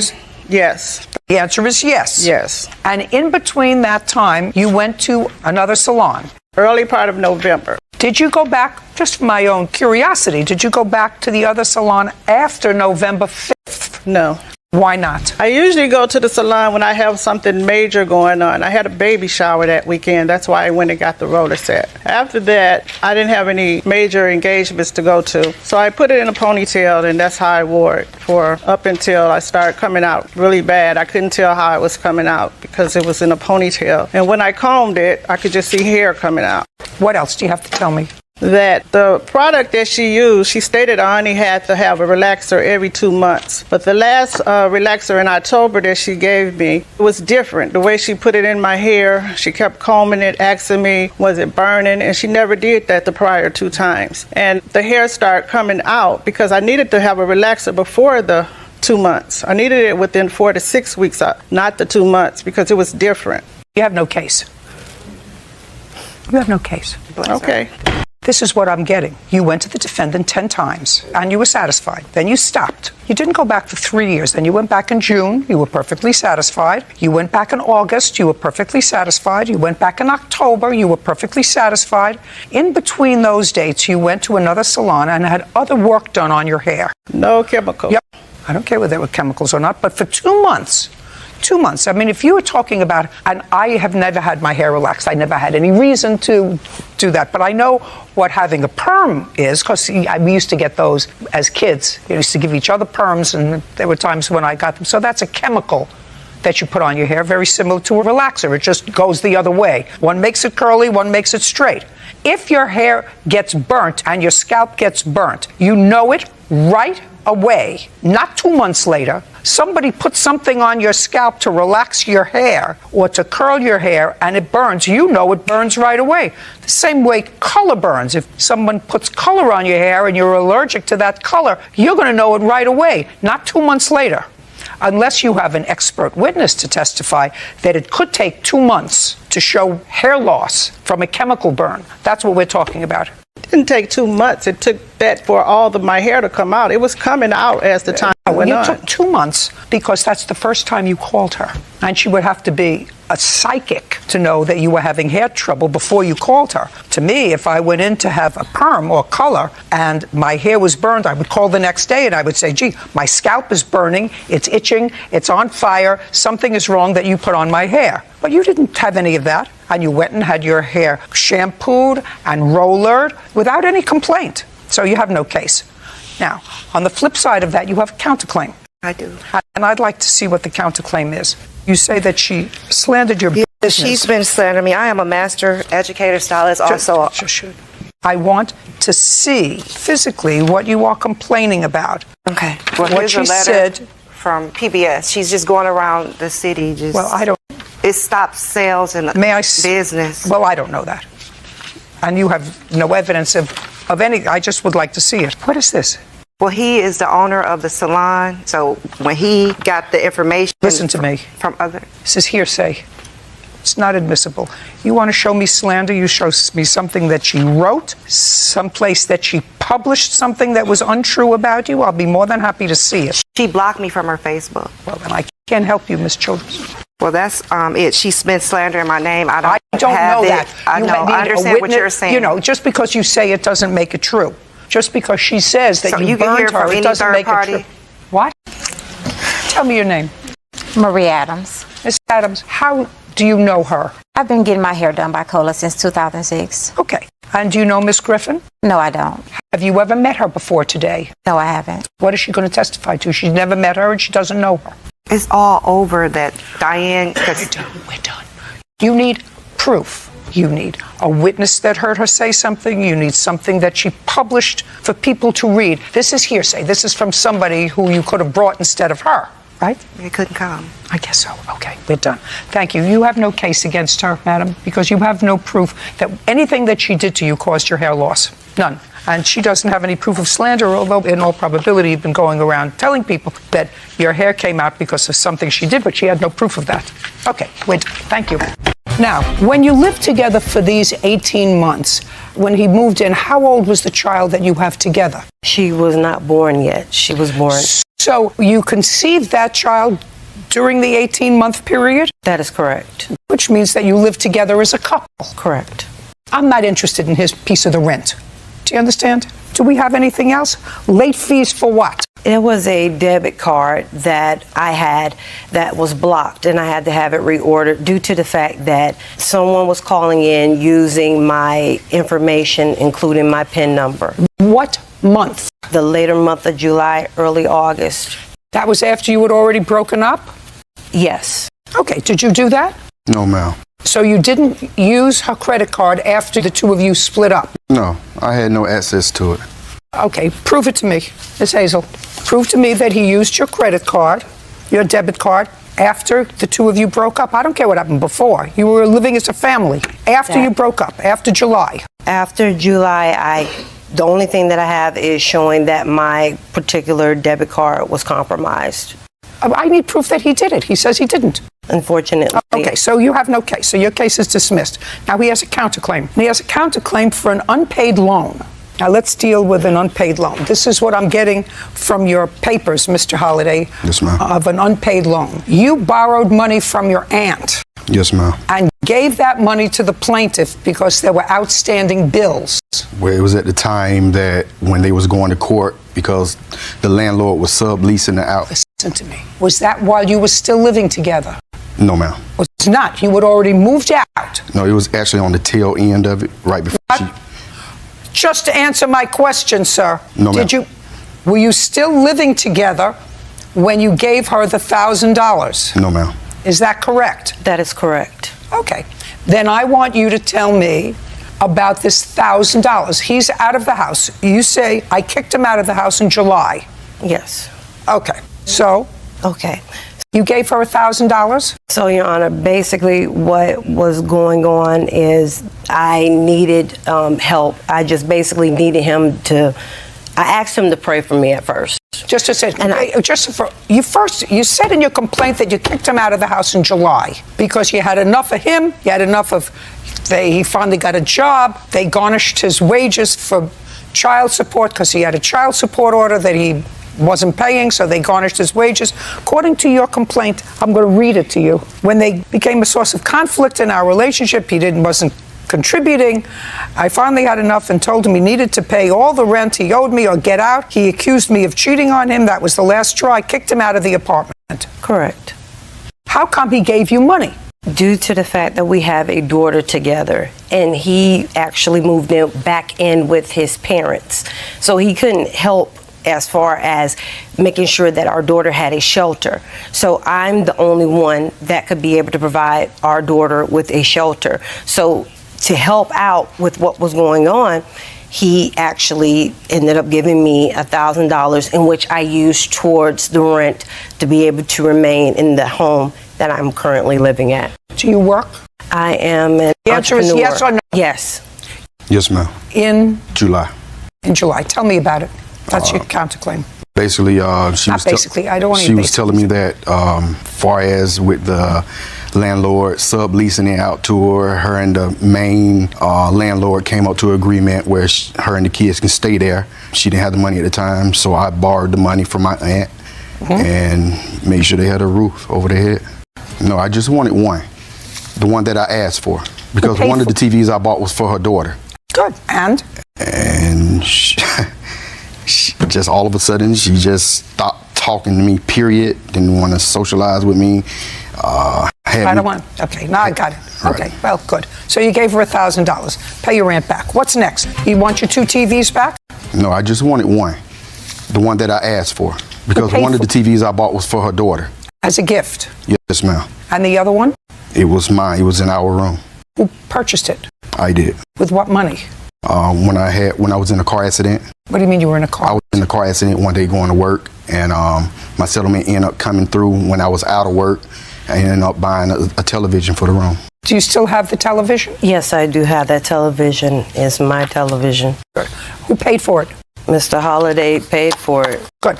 Within 5 days, you'll have an order that you can retrieve your TV. Are we finished here? Good. Thank you very much. We're done. Ms. Sonkrant, this used to be your boyfriend. It's not your boyfriend anymore. While he was your boyfriend, the two of you went on holiday together, decided to get matching tattoos. He didn't have any money. You laid out the money for his tattoo. Yes. Sometime way after that, he used your credit card to purchase furniture. So there was a loan for furniture for his apartment. Yes. He still hadn't paid you for the tattoo, right? Correct. Forget about the tattoo. Do you still have the tattoo? Yes. Do you still have the tattoo? Yes, but it's covered. But what? It's covered. It's covered with what? Writing. What did it say? It was a K with the heart, like a king. It's what? K with the heart. K with a heart. Is that your name? No, it was king and then mine was queen. I really have to get my hearing checked. I swear. Everybody better go to articulation classes. That's not going to happen. Okay, now, you moved into an apartment, you didn't have any furniture. And how did you get furniture? Correct. And what did she say? Miss Sonkrant offered to get, she knew that I didn't have any furniture, so we went to the furniture store, and she helped me pick it out, basically. Okay, great. And do you remember how much it was? Not off the top of my head, no. But you were making payments on it. Not really. You never made any payments on it? No. Never? No. Really? When was it purchased? In what month? I would say September-ish, yeah. And it was bought on credit? Yes. How much was it? It was $2,235.54. What kind of work were you doing, Mr. Nichols? Worked in a factory. I was a machine operator. Still there? No. What are you doing now? Right now, I'm currently looking for a job. So you don't have a job? No. And what kind of furniture did she buy you? It was a Serta mattress, king size, and the bed frame, and the TV. And you have a new girlfriend? Yes. Do you watch the TV with your new girlfriend? Yes. And you sleep on the mattress and the frame? Yes. You think it's right that the plaintiff pay for that? I mean, it was a gift. It might have been. I'm just asking you if you think it's right that she pay for it. Now, Miss Sonkrant. Yes. When did you and Mr. Nichols break up? In the beginning of December. When was the first payment due on the furniture? What would have been September? October 24th. Who made that payment? He made that payment. Show me. I only have the bills. I don't have it showing that he paid, but I have evidence of him saying that he was paying me. I would like to see that. All these. Isn't it nice I got rid of the new girlfriend?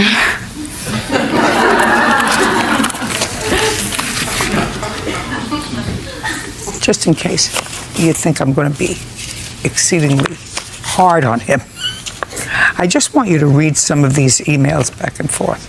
Okay. And I want you to tell me whether, based upon these emails, you would buy U.S. savings bonds. Do they still sell those? If you have confidence in the country. You told her you were going to pay her for the furniture. Unfortunately, your choice of language was such that the camera operator here can't take a picture of it because you only know how to express yourself using four-letter expletives. I don't believe, did I say that I paid her? I told her I was going to pay for it. Would you show Shakespeare, please, the emails? In the emails is where you told her. Yeah, man.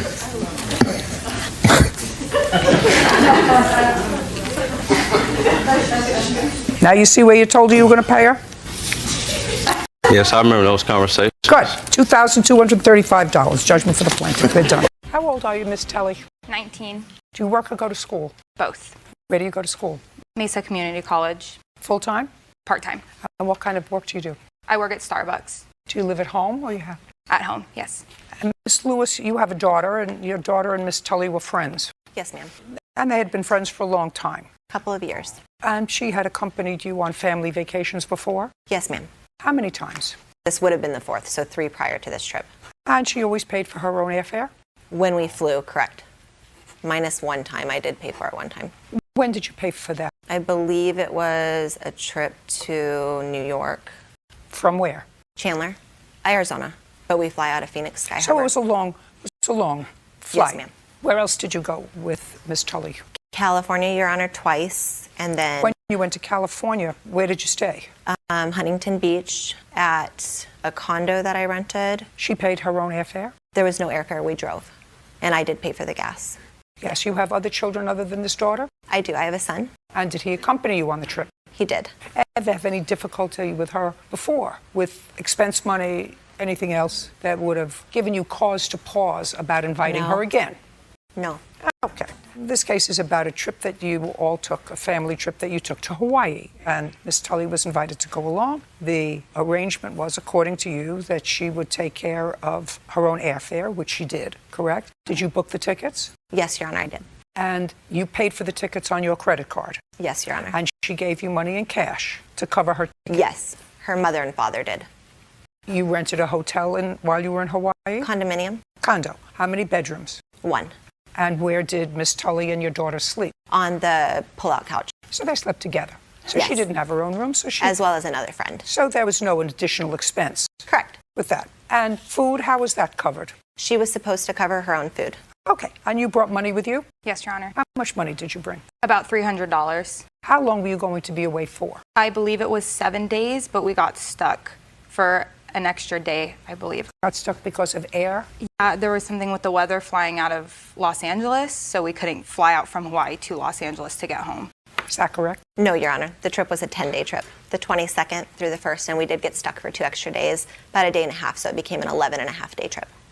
Now, this lawsuit is all about the fact that your daughter and Miss Tully had a fight, an argument. It's falling out. When did you have that argument? I believe it was in September. September of last year. Yes, Your Honor. And when was the trip to Hawaii? In what month? June. When did it end? July. What was the argument about?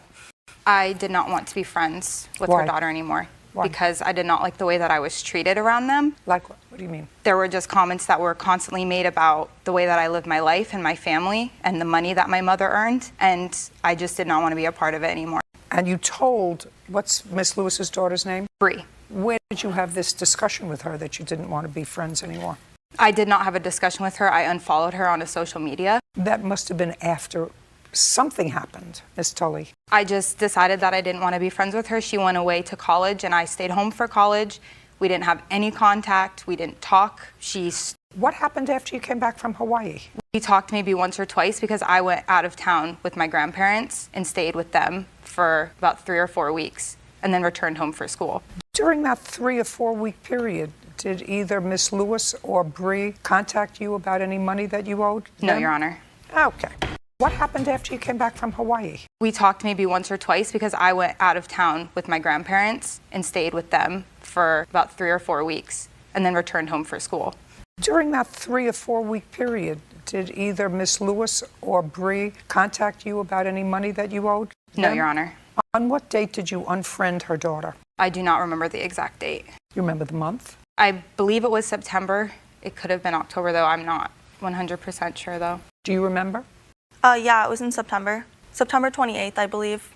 So now I'd like you to tell me, Miss Lewis, what you're suing her for is $375 because you say you went to some events while you were in Hawaii that you purchased tickets for some, I don't know, dolphin shows or whatever else you paid for, and she was supposed to pay you back. I want you to show me when the first time was that you requested the return of this money. I did not request the return of the money first. Irene contacted me because we had already made a discussion about the money and her paying me back, and she did let me know that she was going to Rhode Island with her family, so she wouldn't be able to start working again until she got home. Therefore, she couldn't start making payments until she was working, and I understood that. Was that in a phone conversation? A text conversation, correct. I'd like to see that. Yes, ma'am. That makes it easy. Oh. Is that not what I'm supposed to do? Yeah. She told me to earlier. Sorry. I apologize. That's okay. Well, you clearly knew before you went to Rhode Island that you owed her some money, because that's what it says here. Okay. It's okay. Thank you.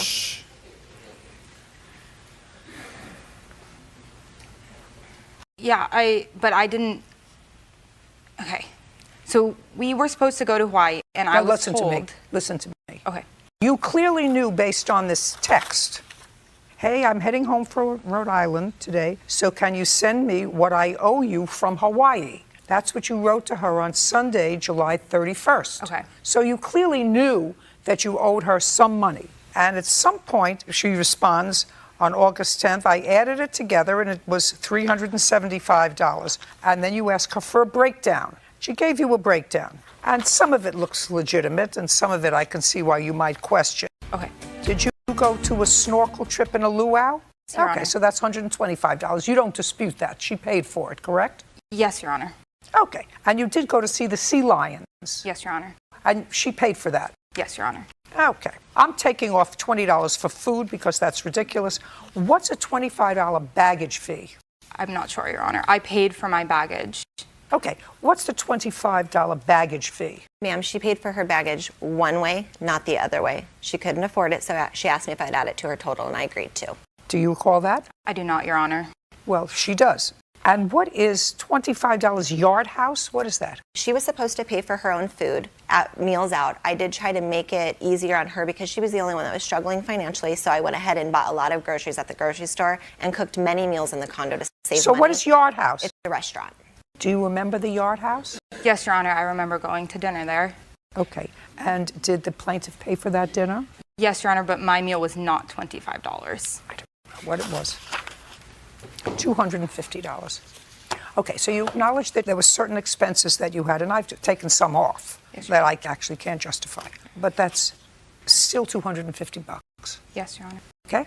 Okay. Judgment for the plaintiff. We're done.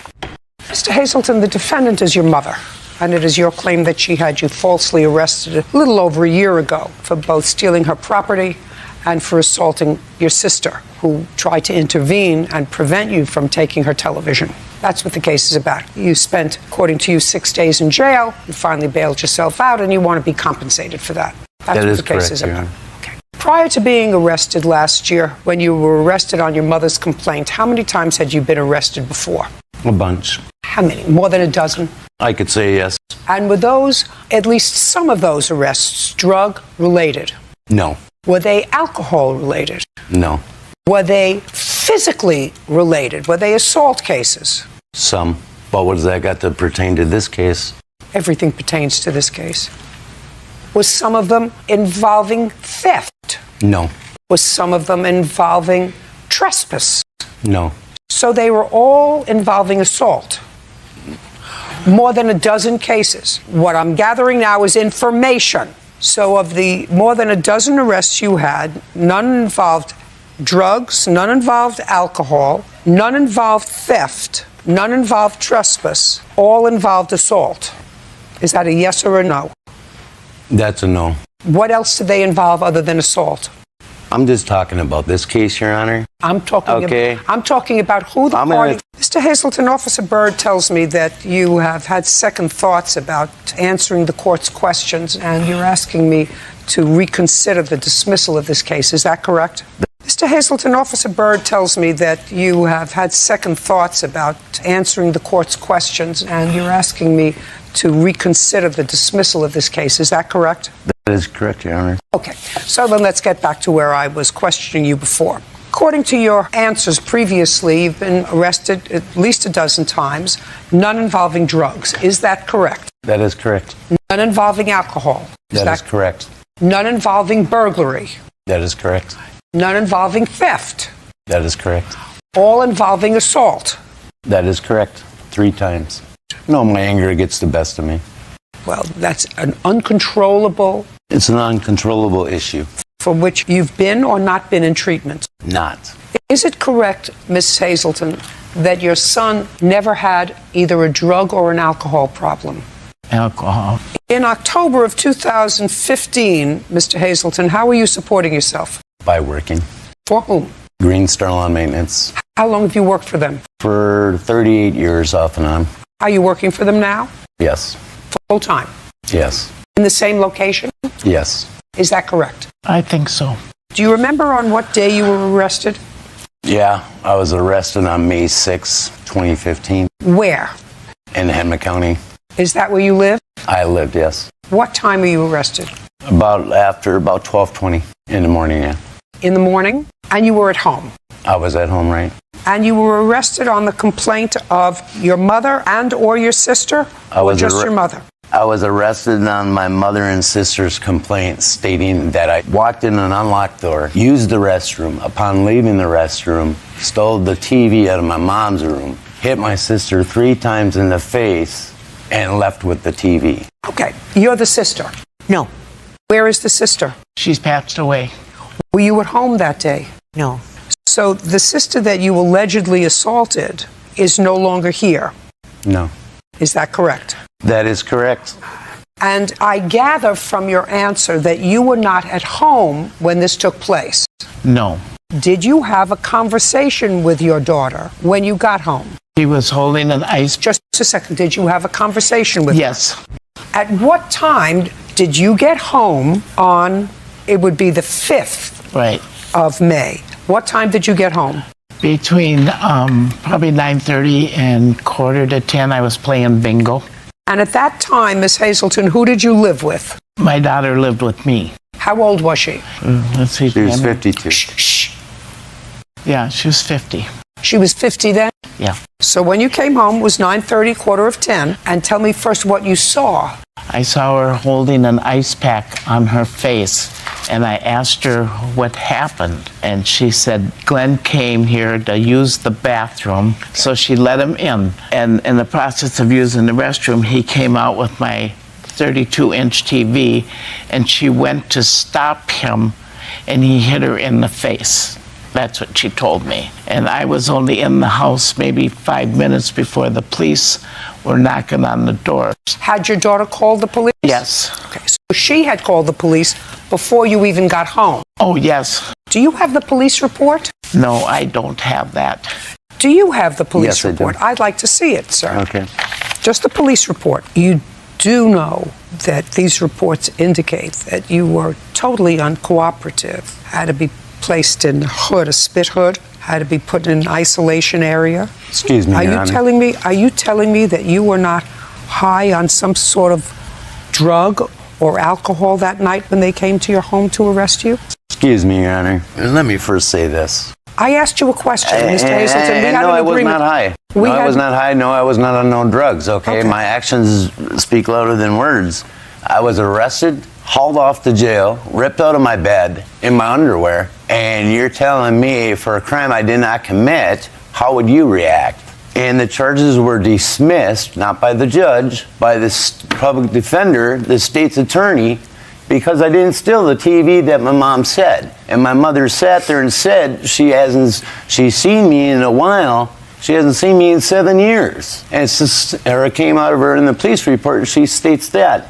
And my sister said 2 different signs. She said she came home in an ice pack, but there's no bruises or marks on her. I hit her 3 times. It's all a lie. And why don't they look in her question and call me and ask me, did I do this? They know where I live. You know, they're trying to give me 46 years for this TV. My life is a little more than 46 years, okay? Or acting out in jail or whatever. I didn't do it, and this is the reason I'm suing my mother. I'm out $2,500. I could have gone after her for penal stolen damages. Your case is dismissed, Mr. Hazelton. You have no case against your mother. We're finished here. Let me understand your case, Miss Wilson. You signed a 1-year lease to rent a room. That's correct. In a house where the defendant was living. According to your complaint, she signed the lease and you signed the lease. That was when? In what month and year? The latter part of April of this year. And you moved in and gave her a security deposit of how much? $1,100. And was that the amount of money you were being charged monthly for the room? Yes, Your Honor. Turns out Miss Porter was not the owner of the house. She was a renter. And you were given notice by the owner of the house that the house was being sold and you had to vacate. Yes, Your Honor. In what month and year? June 2018, Your Honor. When in June did Miss Porter tell you that you had to move? She notified me by written notice July the 30th. So you knew in June, but notified her in July? I notified her 30 days, yes, Your Honor, in July. And did you, Miss Wilson, pay your rent for May, June, and July? Yes, Your Honor. And then you moved out when? August 9th. Pursuant to your notification from your landlord? Absolutely. And you understood that? I didn't find out she was moving until she put the note on my door July 30th. But she said she gave you notice July 30th that you had to be out on August 30th? That's correct, Your Honor. Were you out on August 30th? No, Your Honor. Were you out on September 30th? No, Your Honor. I was in litigation with the owner. You still live there in September? Yes, Your Honor. Did you pay rent? No, Your Honor. Did you live there in October? Yes, Your Honor. Did you pay rent? No, Your Honor. I had a case going on with the owner of the house. I didn't know that she wasn't the owner of the house. Listen to me. I just laid it all out so I understand exactly where you're coming from. Are you still living in the house? Yes, Your Honor. I have until the end of November. Did you pay rent in November? No, Your Honor. And you're still living there? Yes, that's according to the agreement with the owner. Listen, Miss Wilson, you see this body has been sitting behind a bench for a very long time. I know exactly what's going on. In your agreement with the owner, did you agree to pay your back rent of September, October, and November? No. The answer is no. No. I had an agreement with her, not the owner. I never even knew there was an owner until August. Miss Wilson, you're not getting any money. I want you to understand. Zippo, not a penny from her. You already made the owner of the premises take you to court to get you out because you're a squatter, because you live there September, October, and November, and you're not paying $1,100 a month to anybody. She breached an agreement. I thought she was the owner when Miss I Wilson, signed that lease. I don't care what you thought. A whole year. Listen to me. I have the lease right here, Your Honor. She Miss signed Wilson, a year's lease with not, me, saying that she was the owner. You're not getting any money. You have to pay rent to somebody. Miss Wilson, you have to pay rent to somebody. So if you're not paying rent to her, then you pay rent to the owner. You don't become a squatter. Your Honor, everybody pays rent. You're not getting any money. A Zippo. The agreement that I have. Zippo. The agreement that I have with the owner, Honor, says that I don't pay rent. Listen to me. I won the agreement with the owner that says I don't have to pay rent as long as I'm out by December the 31st. I know exactly what you did. I know exactly what you did. You held up the owner and you said, I'm not moving, and you made the owner take you to court, get a lawyer. That's not true. I didn't have anywhere to go. They kept my money. Miss Wilson, you had plenty of money. You had $3,300 that you didn't pay in rent for the months of September, October, November that you lived rent-free, unless you can show me you paid somebody for rent. They wouldn't accept any money, Your Honor. Goodbye, Miss Wilson. Your case is dismissed. I know exactly what you did.